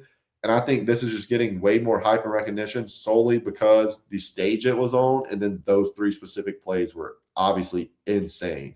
But he played out of his mind. But honestly, it just feels like Trinidad's got that in him. Like, I don't think he was like had a game that he couldn't replicate. Those 3 plays were crazy, especially in the fourth quarter like that. But Trinidad, dude, and I don't think I mentioned this yet, but after the Tulane game, I went to leave, and it was super packed in the back. Like, so the steps, like, you couldn't touch the steps. Like, there were so many people. So I just went and sat in the stands, like, screw it. I started hearing, like, in the SEC network setting up to, like, film and whatnot, and I'm, like, kind of at the top. Like, I didn't walk back down to my seat or nothing. And I started hearing people cheering, and I see Trinidad, like, running out from the locker room. He's about to get interviewed at SEC network. So then people start kind of, like, going more towards down there, right? So I go down there. Then TJ Daugherty, our linebacker, goes out there. And I kind of like watched that interview. A handful of people just start leaving because it's like a 30-minute interview they're doing on SEC Network Live, right? Well, then at the end, they like do a little "Are you ready?" and they're about to like walk off. And then I think it was TJ. TJ hits Chambliss. It's like, come on. And they go. They start signing autographs and shit. I didn't have nothing for him to sign. I was wearing an Eli Manning jersey. I'm not the type that's going to get a jersey signed by an opposite player. Like, I don't care. Like, you're not signing my Eli jersey. But they start coming down, and they start taking pics with people. So I ended up getting a pic with Trinidad. So that was sick. And also one with TJ Daugherty. TJ Daugherty was super cool. I actually, like, had a small conversation with him. Me and the guys next to us was talking to TJ Daugherty because we were at the end of the line, and he just stayed and kind of chopped it up with us for like 4 or 5 minutes while Trinidad, because Trinidad obviously was signing a lot more, taking a lot more photos and things of that nature. But Trinidad literally, I shit you not, there was 3 people – like 3 people to the left of me that left because security goes, all right, wrap it up. We can't leave till y'all leave. Like, y'all got to go. Y'all got to go. And those people ended up leaving, right? And the couple beside me left and ended up stopping halfway up. I just kept scooting closer. Like, I was not listening to security guards. I ended up getting that picture with Trinidad Chambliss, and I felt bad because the couple that was directly to the left of me ended up trying to make their way back down, and they ended up stopping before he got to him. And I felt low-key felt bad. Like, damn, they gave up their spot. But it was dope. I got to dap up Trinidad and TJ, kind of like sort of shoot the shit with TJ for a little bit. This old man like prayed over him. It was pretty cool stuff. And then obviously take a picture with Trinidad and things of that nature. So I was leaving Tulane on an all-time high as well. But I just wanted to mention that real quick. I know I'm rambling, but it's crazy 2 games and a lot of experiences for an Ole Miss fan who's used to traveling and watch the Gator Bowl, you know? Hey, man, like I said, you should enjoy it. But yeah, we had a lot to talk about. There we're over an hour in, still in the first game. I'm sorry I'm responsible for over half of that. Sorry, Gus. Hey, man, you may not, and I don't know if you're ever going to go to, not use an Ole Miss, but I don't know if Ole Miss can make it the next 15 years. I don't know if you'll go to 2 more games, you know. So I mean, you know, enjoy it while you can. But Yeah, a heartbreaker as a Georgia fan, but like I said, as fans, I think we gotta tame the national championship or bust. Like a 12-win season, 10 years ago was monumental, and we should still treat that as such. One thing I did want to say, Dan Lanning mentioned it, and this has nothing to do with why I think Georgia's performance at all.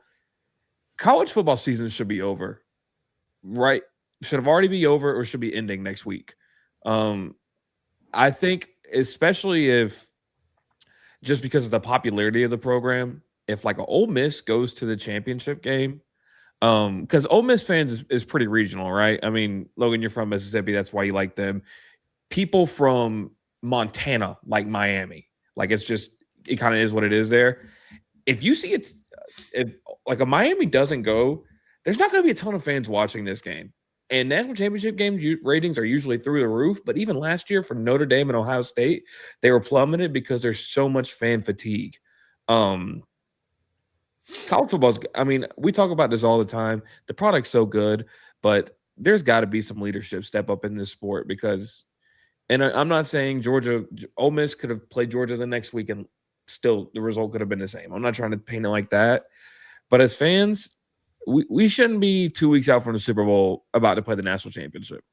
I just wanted to say that because Dan Lanning in that interview you're talking about, he was saying on January 1st should be the championship because then the second the transfer portal opens. And I think what he was saying was you would finish the season, play your conference championships, and then immediately jump into the playoffs.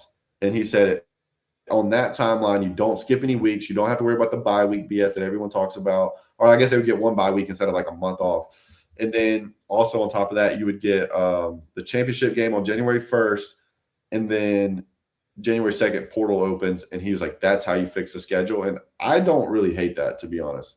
Like it, because what doesn't make sense is you kind of wait like, 3-4 weeks for the playoffs. The playoffs start, and then it all happens back to back to back. So it's like, why do we do why that? do we have people trying to win a championship at the same time trying to retain their roster? Yeah. You know what I mean? That's what Ole Miss is doing right now. It's so goofy. And I want to talk more when it's not about a game, kind of about the outlook for Georgia and Ole Miss going into next season. We can, dive down that road later.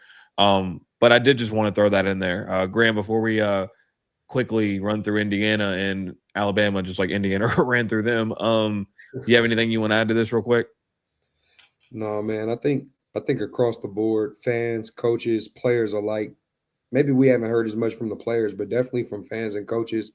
We all have our host of criticisms about this schedule. But it's becoming blatantly obvious. I think with Indiana getting that dub in the all-time record for those top 4 seeds in that first game back, isn't it like 1-7 now? They're the only one to win a game. Something disgusting like that. So it's like it's like the same thing in baseball. I mean, very seldom does those teams who get the first round bye. And I love it because Phillies fans were always like, "Oh, the Braves fans just making up excuses," and they haven't won one of those rounds since. Right. So that's been fun. But I will say this though. I'm sure it's like this for everyone else, but one thing I was talking to my dad about is, so you guys played the SEC championship and then spent 3 weeks off and then played us. Well, we did not play an SEC championship. So there was 3 weeks between Mississippi State and us to play Tulane as well. So I'm sure there's other teams in the first round that same thing applies for. So it's like we had a 3-week layoff before we played Tulane. Granted, we did have the game right before to tune up or whatever you want to call it. But between a team like Ole Miss or maybe even like Oregon, who didn't play in a championship game, they had a 3-week layoff too before they played the first round, just like Georgia's and Indiana's have a 3-week layoff between championship round and their second round. And I think when you've got a team like because the talent gap between James Madison, Oregon, Ole Miss, Tulane is through the roof, right? But like when you see a game, and obviously I know the win played a factor, like that Miami A&M game.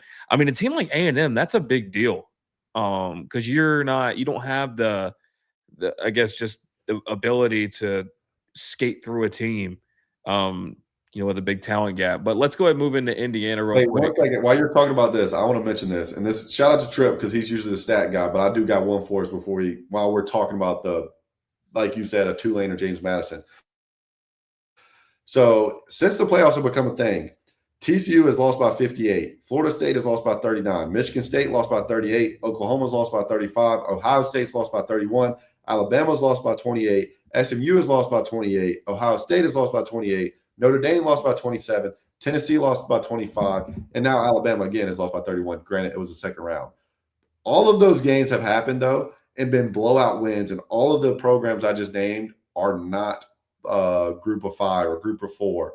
So people talking about like get James Madison and Tulane out of it. Like I do understand the blowouts are not fun to watch, which is why when people say make it a 16-team playoff, that is not the answer. That makes it worse. Like the first round already sucks. Don't make it worse. However, we can't always blame them and say they shouldn't be deserving. We watched TCU get drugged in a championship game. We watched TCU get smoked in the first round. We watched Notre Dame get smoked. Ohio State get smoked. So it's like there's other teams that get smoked. There could be a team that gets smoked one of these 2 games we're about to watch Thursday and Friday. Like I don't get the whole like Power 4 shouldn't have a chance. Like they should just play for no reason. Like they're dominant teams. They get absolutely thrashed in the playoffs. Agreed, but I think the point is not as much about the blowouts as it is the route to getting there.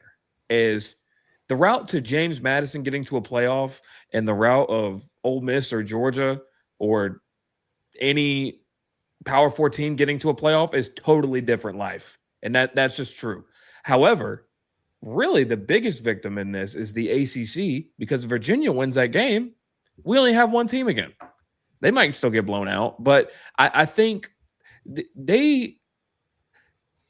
it's just so unrealistic for a team outside the Power 4 to win a national championship. I think you've got to find a way where, I mean, they can still play Power 4 teams, but they play G5 schools the entire season. There should be some kind of, I don't know how you would do it. There's got to be some kind of G5 championship because I see someone talk about it. Those 2 teams, those teams getting in there is a matter of formality. They have no chance to compete. Football, once you get to a certain level, is about the haves and have-nots. It's not college basketball where you've got Lehigh, CJ McCollum upsetting Duke. It's not that. I did see someone mention an NIL, and I'm like, could you imagine like a tournament like Notre Dame, Texas, Vanderbilt, Tennessee? Like, I mean, I don't hate it, especially if it's like a smaller group, like a group of 8 or something. Like, I wouldn't hate it. It's more football too, more money for the programs. Let's talk about Indiana, Notre Dame. I feel like I've been pretty consistent in saying this. You mean bad? Alabama's been playing bad football for. Yeah, you said Indiana, Notre Dame. Did I? I'm sorry. I was thinking about the state. Indiana, Alabama. I feel like I've been pretty consistent with saying Alabama has been playing bad football for about a month. Yeah. I mean, Georgia, they got beat by 3 touchdowns against Georgia, and Georgia didn't even put up 300 yards of offense. So, that is what it is. But Alabama had been trending the bad way. And then, Notre Dame or against Oklahoma. I keep saying Notre Dame. I don't know why. Oklahoma, they bounced back, kind of figure it out. I think they just got lucky to play an anemic offense. But I think the Cinderella story with Indiana is over. And maybe that would happen after Ohio State.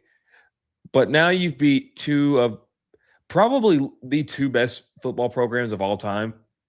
And I think Indiana has the most losses in Power 4 history or something like that. Or maybe the second most losses. And now they are 1 game away from playing in a national championship. And this is a team that everybody have written off forever. Oh, these guys don't play anybody. They're out of schedule's a joke, which, I mean, that can be what it is.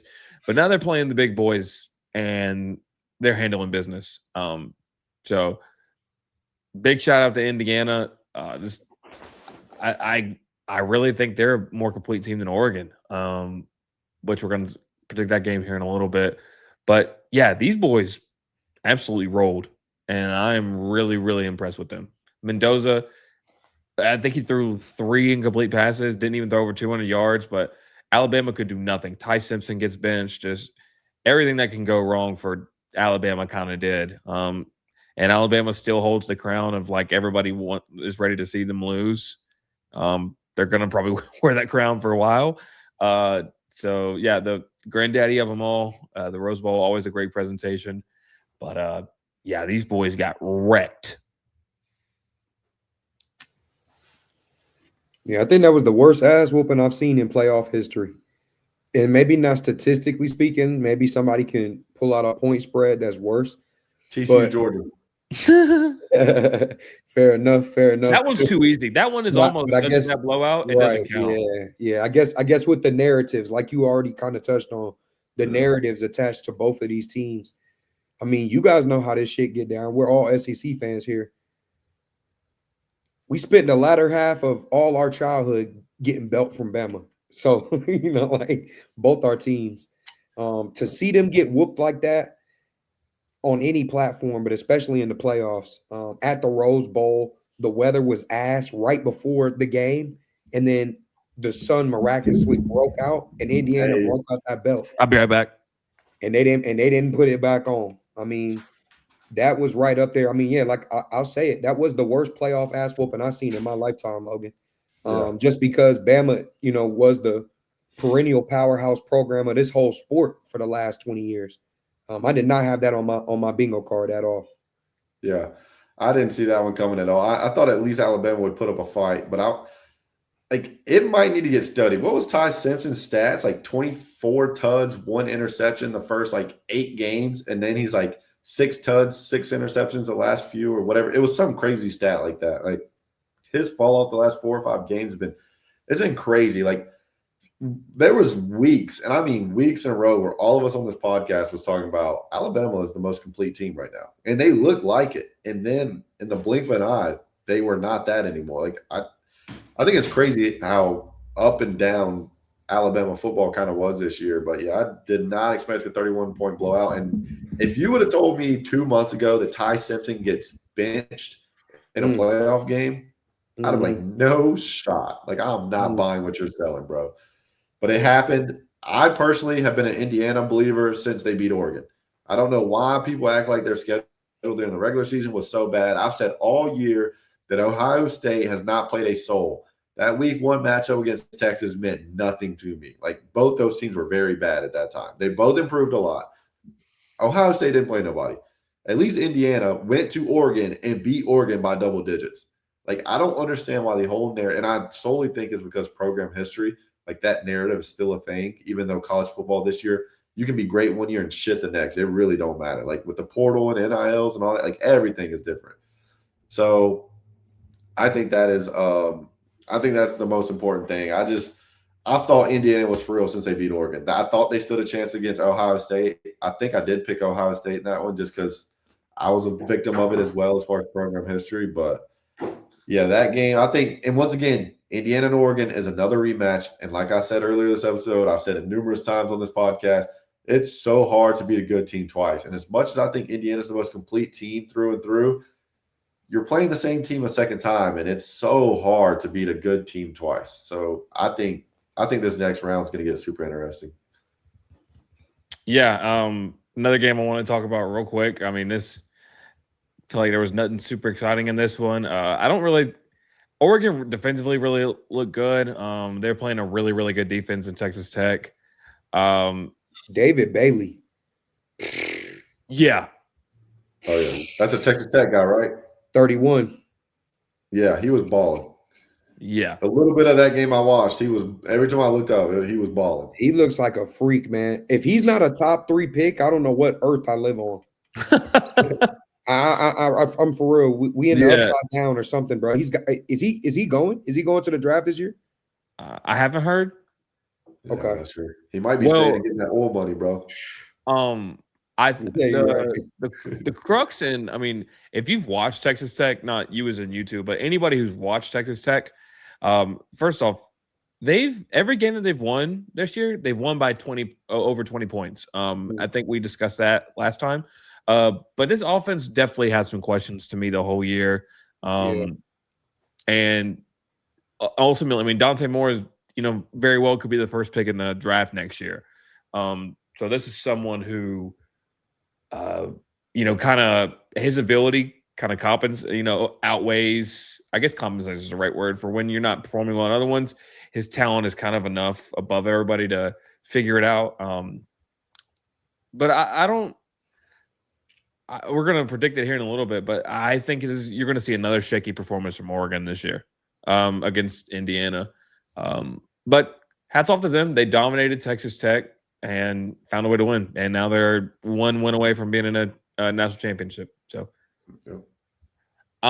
Dante was looking a little CJ Stroud-esque to me when he was able to figure out some of those pockets against that good Texas Tech defense.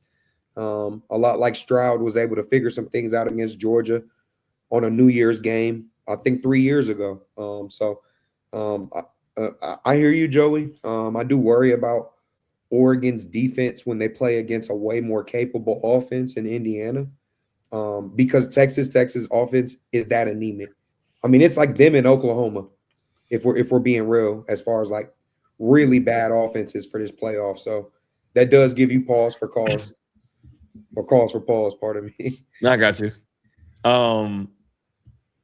So we'll see. Logan, you want to add anything to that game?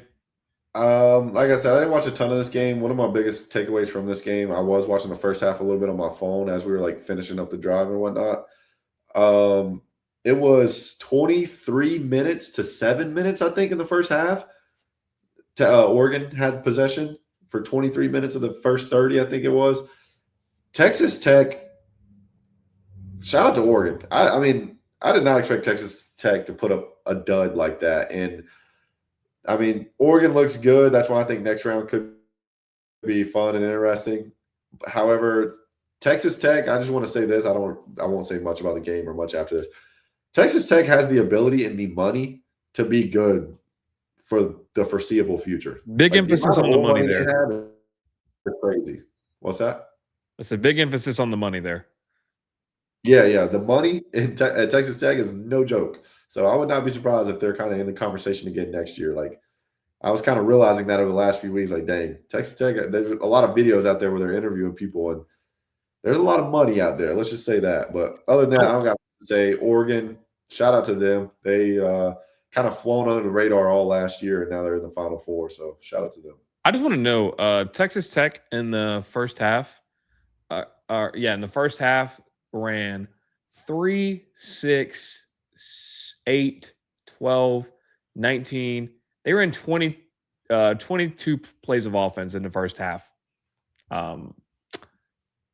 It's going to be tough to beat anybody doing that. Yeah, the offense, like I said, has been pretty questionable all year. But the night before, New Year's Eve, we had the first game of this round.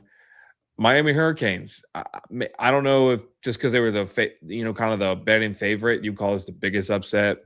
I wouldn't call it an upset personally, but Miami walks away with the win against Ohio State, 24-14. I have to say this is somewhere where I was wrong, not just predicting Ohio State. I thought their talent was so above everybody else, and honestly, probably still that doesn't change, that I thought that would overtake their lack of being tested, battle worn. I was just thinking they're going to out-talent Ohio State. I'm not even, I'm not worried about it. Or they're going to out-talent everybody. I'm not worried about it. And then they ran into Ruben Bain and this Miami defense. And Jeremiah Smith had a huge game. I mean, he's probably the best player in the sport. So, I mean, that's how that goes.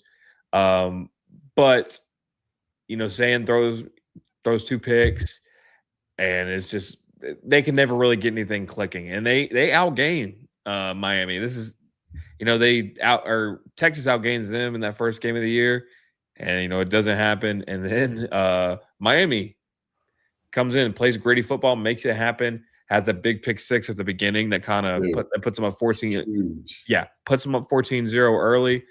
And I mean, funny to look at this. You was talking about a clean game of football. Miami had 0 penalties. Granted, Ohio State only had 2, but Miami, their wins are not pretty, but these guys can play some football. these dudes can play football. And I got to shout out Colby, our boy Colby. He gave me a shout out in our little group message. I was the only one who picked Miami, I'm pretty sure. Don't know to you. Here, let me give you another one.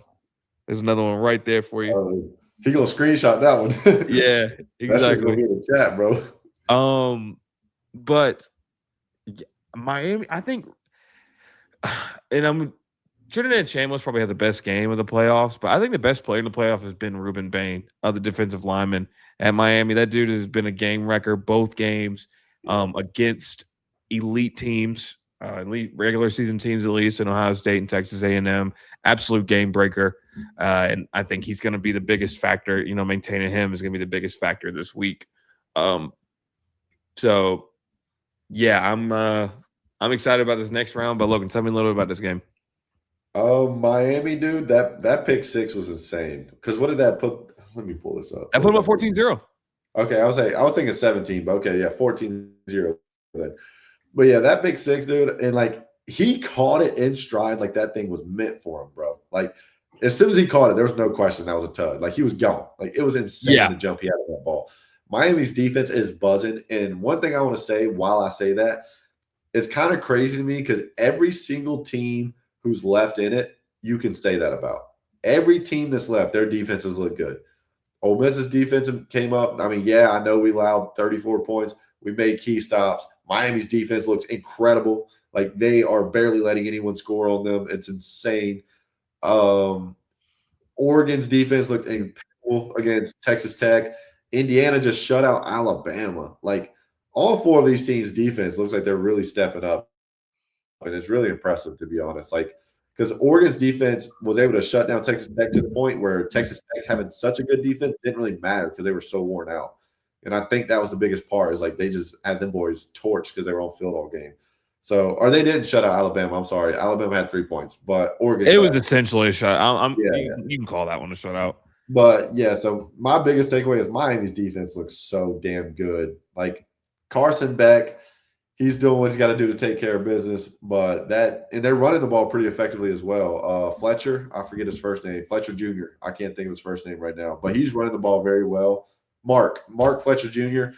He looks like a bowling ball barreling through people. So Miami looks. Every team in this tournament left obviously has looked pretty damn phenomenal. It's been some good football from all these teams. But shout out to Miami being the first double-digit seeded team to win a game, and now they've won 2.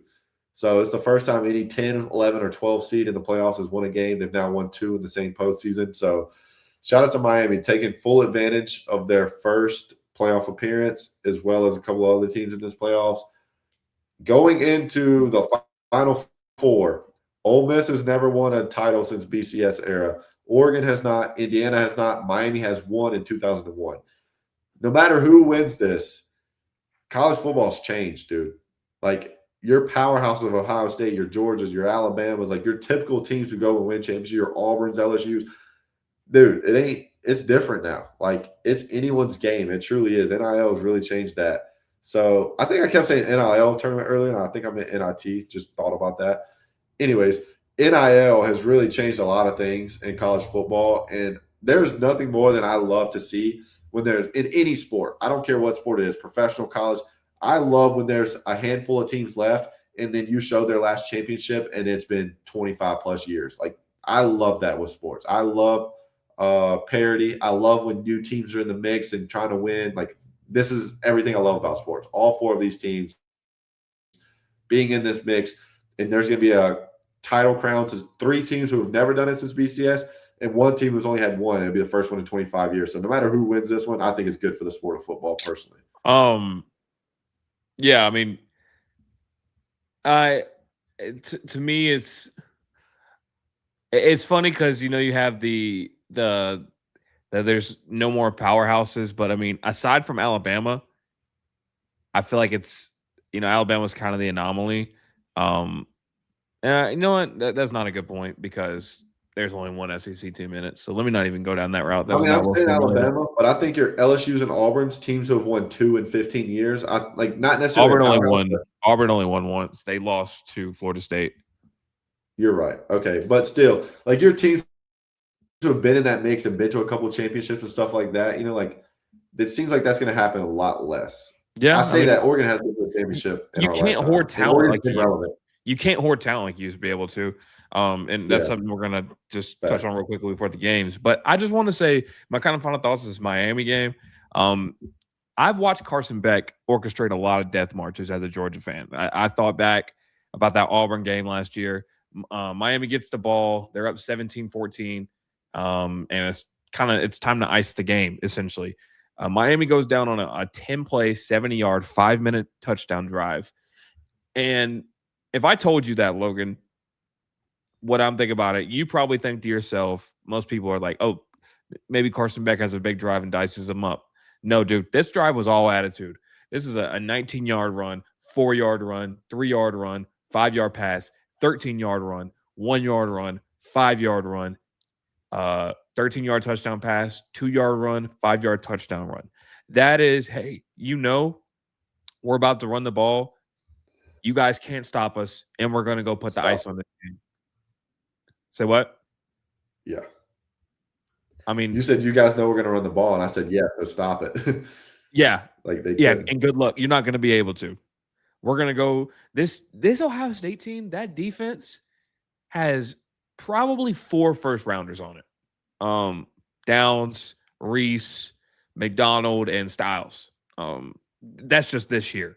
They probably got Edric Houston's probably going to be whenever he declares, but these guys are overloaded with talent, and I thought that's kind of what would propel them, and it didn't. But running up against that defense, and there's nothing they can do to stop you, you are a good football team, and I know a lot of people.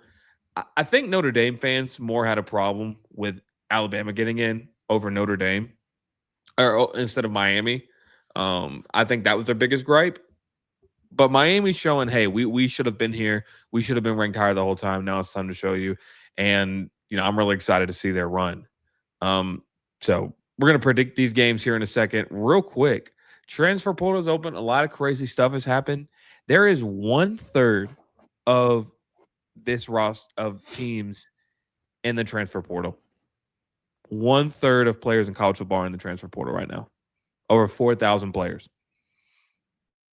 It's going to take them 10 years to fix it. NCAA drags their feet on everything. It's ridiculous. This has been the 3rd or 4th year of this madness. And this is what Grant was talking about earlier. He had some technical troubles on his side. He had to leave a little early. But when he was talking about, I hope Kirby's still around, this is what we talk about when we say that. People call me crazy. There've been a couple people who are like, no, dude, you're totally off on this. This is not sustainable for coaches. Straight up, it isn't. And you can look at it as, oh, no, coaches are just mad because they can't stack talent anymore. Or no, because they have to do their job 365 days a year, no off days, and there's pretty much no rules. That's what gets everybody mad. Damon Wilson was at Georgia for 2 years, transfers to Mizzou. And then Mizzou has Georgia sues him for voiding a contract. He just entered the portal again today. And Damon Wilson was one of the best pass rushers in the SEC last year. So, you talked about it a few weeks ago, Logan, how, if you care about these guys being student athletes, don't let them transfer a school year. You've got an elite player who just did this. College football, you need some leadership. You've got to get this figured out. I know we've talked about it. Fans don't even care about following recruiting anymore because the guys, okay, that 5-star we get, he's not going to be there next year unless you start him year 1. Some of them you can start him year 1, still won't be there. They got to get something figured out, man. I mean, I think a perfect example of this, Ole Miss got the best wide receiver in high school last year, Caleb Cunningham. There's a good chance he follows Lane Kiffin to LSU. The 2 players that I'm most concerned about leaving to go to LSU are Winston Watkins, who's a big wide receiver for us. He's had a lot of pretty big plays, or I won't say a lot, but he's had a handful of big plays for us this year as a freshman. I think he might transfer, and I think Caleb Cunningham. We luckily locked in Trinidad if he gets the approval. We've locked in Quan Lacey. We locked in the kicker, Lucas Canero. Locked in a couple other key players on defense and offensive line, things of that nature. But I mean, I'm with you. It's not sustainable. It's really not. It's not good for the sport. It's the reason Nick Saban went to retire. Like, something's got to give. I've said it all along. As far as the schedule goes, I'm not sure what to do to fix that. I don't know. I think the most simple fix for the transfer portal, though, hey, you get one transfer. That second transfer, unless you got a real reason to transfer from a school, you have to sit out a year. That it used to be if you transferred and didn't have a real reason, you sat out a year regardless. I think, hey, if you're a freshman, you show out and you want to go from Kennesaw State to Georgia Tech. Okay, cool. That first one, you got it, buddy. You own your spot to go on a Power 4 program, whatever. If you go from Georgia Tech to Alabama because you showed out again, you should have to sit out a year. I think it's plain and simple. Like that, I think that is as simple as it gets. Because then guess what? If you sit out your junior year, then you have your senior year left, and it's all or nothing. Not a lot of players are going to bet on themselves like that. Because you sit out a year of football, that's a big difference. You know what I mean? So I really think if you just make that second transfer B, you sit out a year, I think that would make such a difference. I really do. And I don't think it's that hard to implement. Like, sure, if a coach shoves you in a locker room or something, or in a locker of the locker room or something like that, and you say, hey, I'm transferring, yeah, whatever. You get the second one for free. You get a get out of jail for free card because the coach sucks. However, that usually don't happen. And I think that's the prime reason why you should do it. Because, I mean, like you said, Caleb Cunningham last year, 5-star receiver, number 1 wide receiver in the state of Mississippi. I don't know if I've seen him touch the field once this year. And if he did, I didn't notice it because it didn't matter. It was a time where it didn't matter. But guess who's starting over him? Deshaun Stribling, a transfer from Oklahoma State. You got Trey Wallace, a transfer from Penn State. Deuce Alexander. Like, you got – I don't know if Deuce Alexander's a transfer, but regardless, my point is saying, like, our top 2 wide receivers are transfers, Like, this year in the portal, we went and got a 5-star O-tackle from LSU today who was a former 5-star. He's a sophomore coming in this year. So, like, those are the guys who like, they got reps. They're going to play. So that's the thing about like the portal. Said, the recruiting last portal. That's the thing about the portal too, Logan. Is you've gotta, if you are gonna live and die by the portal, you gotta smack that thing every year. You can't have one bad portal class. Like, what makes me feel best, about being a Georgia fan and having a sustainable product, Georgia retains 90% of their roster every year. So that's huge. Those guys that they're getting out of high school, I mean, last year I think they had 2 guys leave that were freshmen, and it's because they got kicked off. Ended up having a transfer. And one of the guys that transferred, Nitro Tuggle, transferred to Purdue last year, entered the portal again. So I mean, it's it kind of seems like maybe you got a bad seed out of there. But yeah, it's madness, man. I really hope they get this figured out because you and I, millions and millions of others, we care about the sport too much. I know everybody likes to deduce it down to, oh, you don't like that the powers are in the players' hands. No, players have been underpaid for far, far too long. We can all acknowledge that. But everything's got to have parameters, man. It don't matter what it is. You can say anything. You can say you like college football more than you like the NFL. You cannot say I don't know of any organization in the world that's run better than the NFL. One thing that I always like to complain about, does every college game have to start 20 minutes late? NFL games don't start 20 seconds late. No. If they say 1 o'clock kickoff, the ball's in the air at 1. Yes. And that amongst other things, college football, they've got to get it figured out. Because for now, like I know Josh Pate says, well, does Saturdays feel any different? Right now, no. But is it going to bleed into it and make it feel different eventually? Yes, it's going to happen. So hopefully they can get it figured out because these coaching legends that we have, like he said, like Graham was saying, like Saban, Tuberville, Bowden, Frank Beamer, those guys were in sustainable systems and we're at places that love them. And we're not in national championship or bust every year.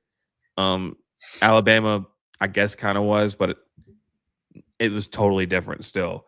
But that's just my soapbox on that.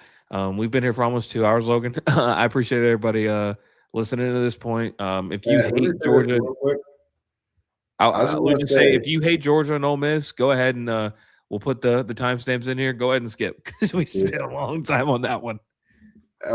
As we should, because that is literally what this is what this podium is about, is those two teams.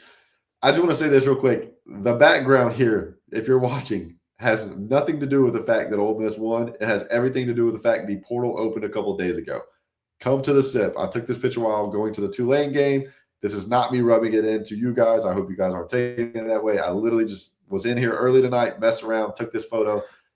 This is what our recruiting thing is in the portal and shit. So I think that's tampering. I don't know if you can do that, but hell, what are the rules? So you could be good. Yeah. Fair enough. No, like, and again, we'll just hit this one more time. Logan's been my friend for a very long time. As my friend, I'm glad one of his teams, is, and God, I hope this doesn't sound disparaging, is finally in a championship or bust kind of mode. Not as a program, but just right now. Obviously, you're one game away from playing in a national championship, right? But it's crazy to say out loud. But yeah, but we know it's all in jest. We respect each other too much as people to rub wins and losses in. Except if your name's Jason Peoples, because he did that to me. We're even though I got him back. Hey, I just want to say I have not texted a single one of my Georgia fans about this game. Not a single one. Yeah, and dude, let me tell you, my least favorite thing in the world is when one of my teams lose a big game and then I get a phone call from people. That happened to me. Someone you haven't heard from in 8 months. Or they never said nothing that they're a big win. That's my biggest pet peeve. I will never do that to anybody unless you do it to me. Unless you do it to me, I'm doing it back. I'll do that. Hey, going off of that, the same way I didn't text any of my Georgia friends, which I have a ton of them. I didn't text a single one. My boy Kobe in Mississippi, the one I stayed the night with when I went to the Ole Miss Tulane game. Shout out to you, Kobe, giving me a place to stay, putting a roof over my head. I already told him I will not say a single thing about this game to you, and I expect the same in return because he's the type that will talk shit. I love you, Kobe, but you do it. We agreed today on the truth that we will not be talking to each other about the game at all. Not even a good game after, because he'll say it sarcastically if we lose, and I'm going to be pissed off and have to block him for a few days to calm down. Me and Kobe have agreed. We have a truce. The game, I mean, we might send each other a hype video, like on Instagram. We've done that a couple times because like both our teams will be involved in it. So like a hype video is cool. I'm not going to send him nothing talking shit about Miami, and he agreed to not do the same in return. That's just how I get down. Not going to talk smack. Speaking of, let's go ahead and let's predict these two games. We're down to two playoff game, or I guess it's technically three, but we got this week, and then the next one is the big game, the national championship. So let's go ahead and we'll talk about Indiana and Oregon first, and we'll close up with your game. Oregon, Indiana. It's actually playing in Atlanta. If these tickets drop below $100, I say that closer to $50, I'm gonna go, just to get the experience of why not go into a playoff game for cheap. If it was, but it's funny because, dude, if like I know we were talking Miami, Ole Miss tickets are pretty cheap. If that game was in Atlanta, those would be through the roof. Be 500 plus easily.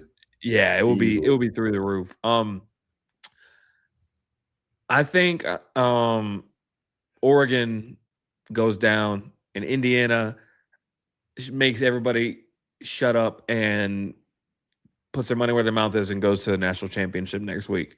Every game that I've watched. I mean, if you watch that second half, and I know they were already up big, Oregon played a terrible second half against James Madison, or James Madison played a really good half, whichever way you want to look at it. But I wonder about this team's ability to against a proficient offense to play 4 quarters of winning football. Dan Lanning is the man. I love Dan Lanning forever. Helped bring Georgia first national championship in my lifetime. I think he's a fantastic coach, but I think sometimes when you're rolling, and that's what the Hoosiers are doing. Again, the second most losses in college football history, I'm pretty sure, in Power 5 or Power 4, whatever it is now. So, yeah, give me the Hoosiers. Google me. So, My narrative is always, if I can't really pick a team, I usually go look at the coaches and say, I'll pick the team with the better coach. I think coaching will win the game. It's usually my philosophy. So if you got like a Oregon and like a, I don't know, I'm trying to think of a team who's good, but maybe their coach I don't believe in as much. Either way, usually that's my philosophy. Is like, if you got a team, two teams, I usually like, all right, who's got the better coach? If I can't decide because I think the teams are pretty evenly matched. I want to say Indiana's going to win this game, but then in the back of my head, I go back to what I always say. It is so hard to beat a good football team 2 times in a single season. And that's what makes me lean Oregon. And then I go look at game 1. Oregon, the difference in this game really is Oregon had 2 turnovers to Indiana's 1. I mean, everything else is the splits are pretty even. I mean, Indiana did have more first downs, but time of possession is nothing too crazy. Third downs aren't too big of a difference. Indiana had a couple more than third down completions than Oregon. I honest to God, I have no clue how this game plays out, but I think Indiana so far looks like the most complete team. I'm going to pick Indiana, but I'm going to say, with that being said, I'm not going to be surprised. I mean, it's like at this point, you're the Final Four, so obviously nothing's going to shock you. But Right. And Oregon has if it, I don't know what this alters your opinion on or how it makes you feel about anything. Indiana's a 4-point favorite. Yeah, I knew. Yeah, and then Miami's at 3 or 3.5, I think. So, but yeah, I don't know. I truthfully do not know. I'm super excited to watch both of these games, obviously.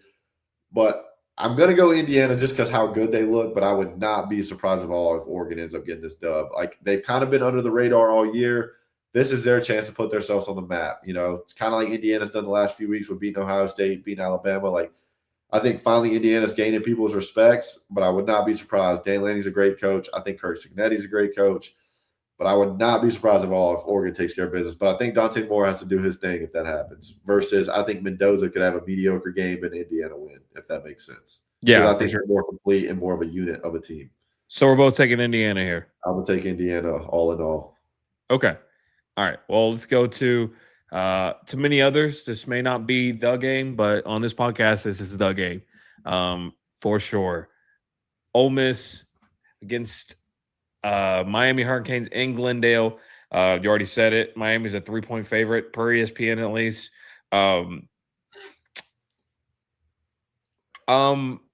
Man, I think, and I'll probably get more into this next week. I think Miami's going to win the national championship. I really do. Not at the. I hate if that would happen. It would be at your expense. If that were to happen. But this team, man, again, Ruben Bank. I think no team has played better up front on both sides than these two teams have, and they've done it against really, really good fronts. And I think that translates the attitude they have, where hey, we're going up against the most talented defense probably since 2021 Georgia, and we're going to go torch them, run the ball right down their throat. They can't do anything about it. I think that kind of attitude, the shoulder, kind of the just that chip of people didn't think you should have been in here, but you've got a really good roster. I think the best skill player on the field in this game is Malachi Tony. Him and Quan Lacey are both fantastic. I think the way that you can get him the ball in the different ways that he makes an impact, he's the most dynamic player in this game. Like you said, Mark Fletcher's had a really good playoff. He had a big game against Texas A&M too. And honestly, I know it's not because he got hurt in the playoffs last year. One person you're not gonna get big-eyed from a game is Carson Beck. He didn't put up crazy numbers in either of his games, but he's got control of an offense, man. When he's on the offense, he's a field general. If he has time, he will pick any team apart, no matter how good it is. I've seen him play lots and lots of football games. I've got a lot of faith in him. I think these are probably the best two quarterbacks, like I'm saying, football players. I think these are two best quarterback football players left in this pool.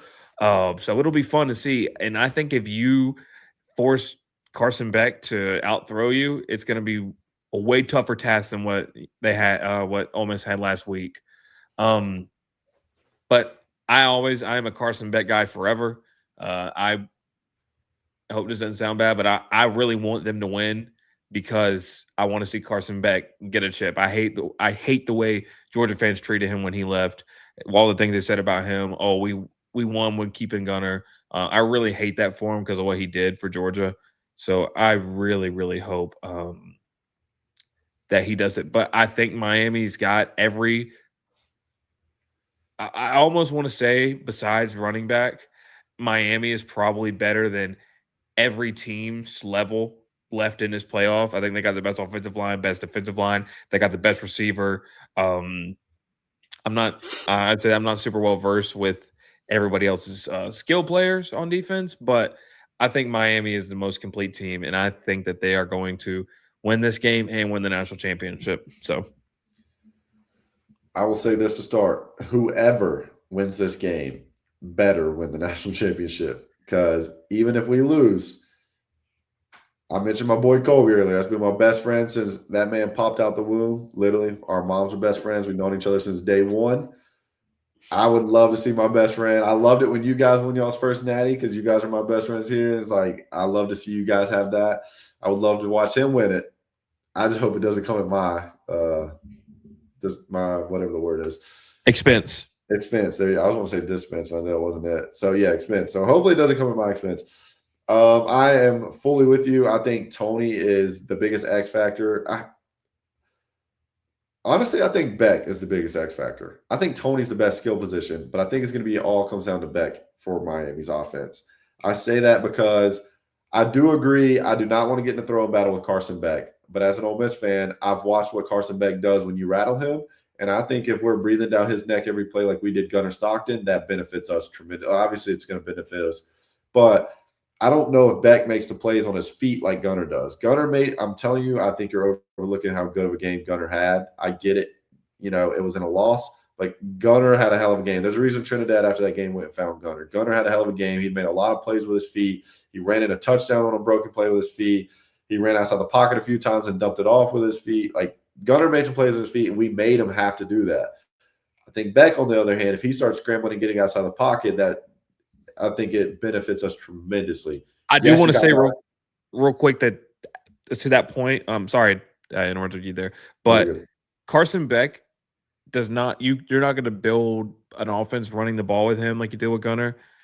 He's very elusive outside the pocket. That dude, when he gets moving, he's not a sprinter, but he's got some stride. That dude can make it happen outside the pocket. Don't let that fool you. Like I said, I'm not saying anything bad about. I'm not meaning to say anything bad about Carson Beck when I say this, but I just, like I said, Gunner's got better wheels. It is what it is. Like a spade's a spade. Gunner's a better runner, and I think the thing that benefits Ole Miss the most is Pete Golding has schemed against Carson Beck before in a game that we dominated, and I'm praying that is the case in this game, and I'm praying that that's what we can make happen. I don't know what's going to happen. This game, if I didn't know how to pick Indiana and Oregon, I damn sure don't know how to pick a game that my team's involved because I'm such a nervous Ole Miss skeptical fan just because we never win any fucking thing. So it just seems like what happens, you know. I'm obviously going to go with my Rebs in this one as my overall pick. I'll go ahead and get that out of the way. But to me, this game comes down to how does Carson Beck play and can Ole Miss's defense get in his face and make him feel the pressure because – if we play like we did, swarming him like we did Gunnar Stockton, I think that would be tremendous for us. It does scare me, though, because Malachi Tony is a dog. Malachi Tony he'll find an opening in the field because how fast he is and whatnot. But I think Mark Fletcher plays a huge part of this, too. I mean, he was just shy of 1,000 yards on the season. He's had a great postseason, like you just said. I think Mark Fletcher will play his part in this as well. I think that defense is terrifying, so – the end of the day, as Pete Golding says, as the Rebs have said all year, spot the ball. You know, it don't matter when, don't matter where, don't matter who. Spot the ball, line up, and let's get to playing. And that's kind of how I feel about this one. I'm not going into this game like, oh, we got this or anything crazy like that. I think anyone left in this can win it. But all in all, I'm going to go with Ole Miss, and it's solely because that's my team. I'm going to be just biased and just say Ole Miss. But truthfully, I have no fucking clue who wins this game. Well, let's we can do both, right? But take the fan side off of it. Take these two teams for what they are. Like you said, they can rattle Carson back. If you think that's what's going to make them win, or whatever the case may be, what do you think is going to happen? Like, if you had to say which one, I think right, wrong, or win or loss, what is something that you think is going to happen in this game? Whether it be Chambliss have another huge night, whether it be Carson Beck having a huge night, Ruben Bain takes over another game. What is something in this game that you see happening? I see myself losing years off my life, Joey. Here you go. I have no clue. I've never been in this situation as a fan. I've never seen my coach in this situation. I still don't know what this coach is. There's so many unknowns, bro. It is insane. Like, I truthfully do not know. I can't go tell you Trinidad's going to go for 350 because this fucking defense is impeccable. I can't tell you Lacey's going to run for 102 touch because that defense is impeccable. I can't tell you my defense is going to go out and stop Mark Fletcher or stop Tony or stop Carson Beck because we've been torched. I mean, at the end of the day, we still allowed 34 points to Georgia. You know what I mean? As great as our defense played, I mean, I guess technically 7 of those are on the offense, so 27. But I mean, I just truthfully don't know because Miami has been able to hold these teams to 3 points in 14. I'll say this: Ole Miss scores more than those 2 points, those two teams combined. There's no way we don't score 17, right? I say that. Watch us get fucking shut out. I mean, that's the way their offensive performance. It's fair.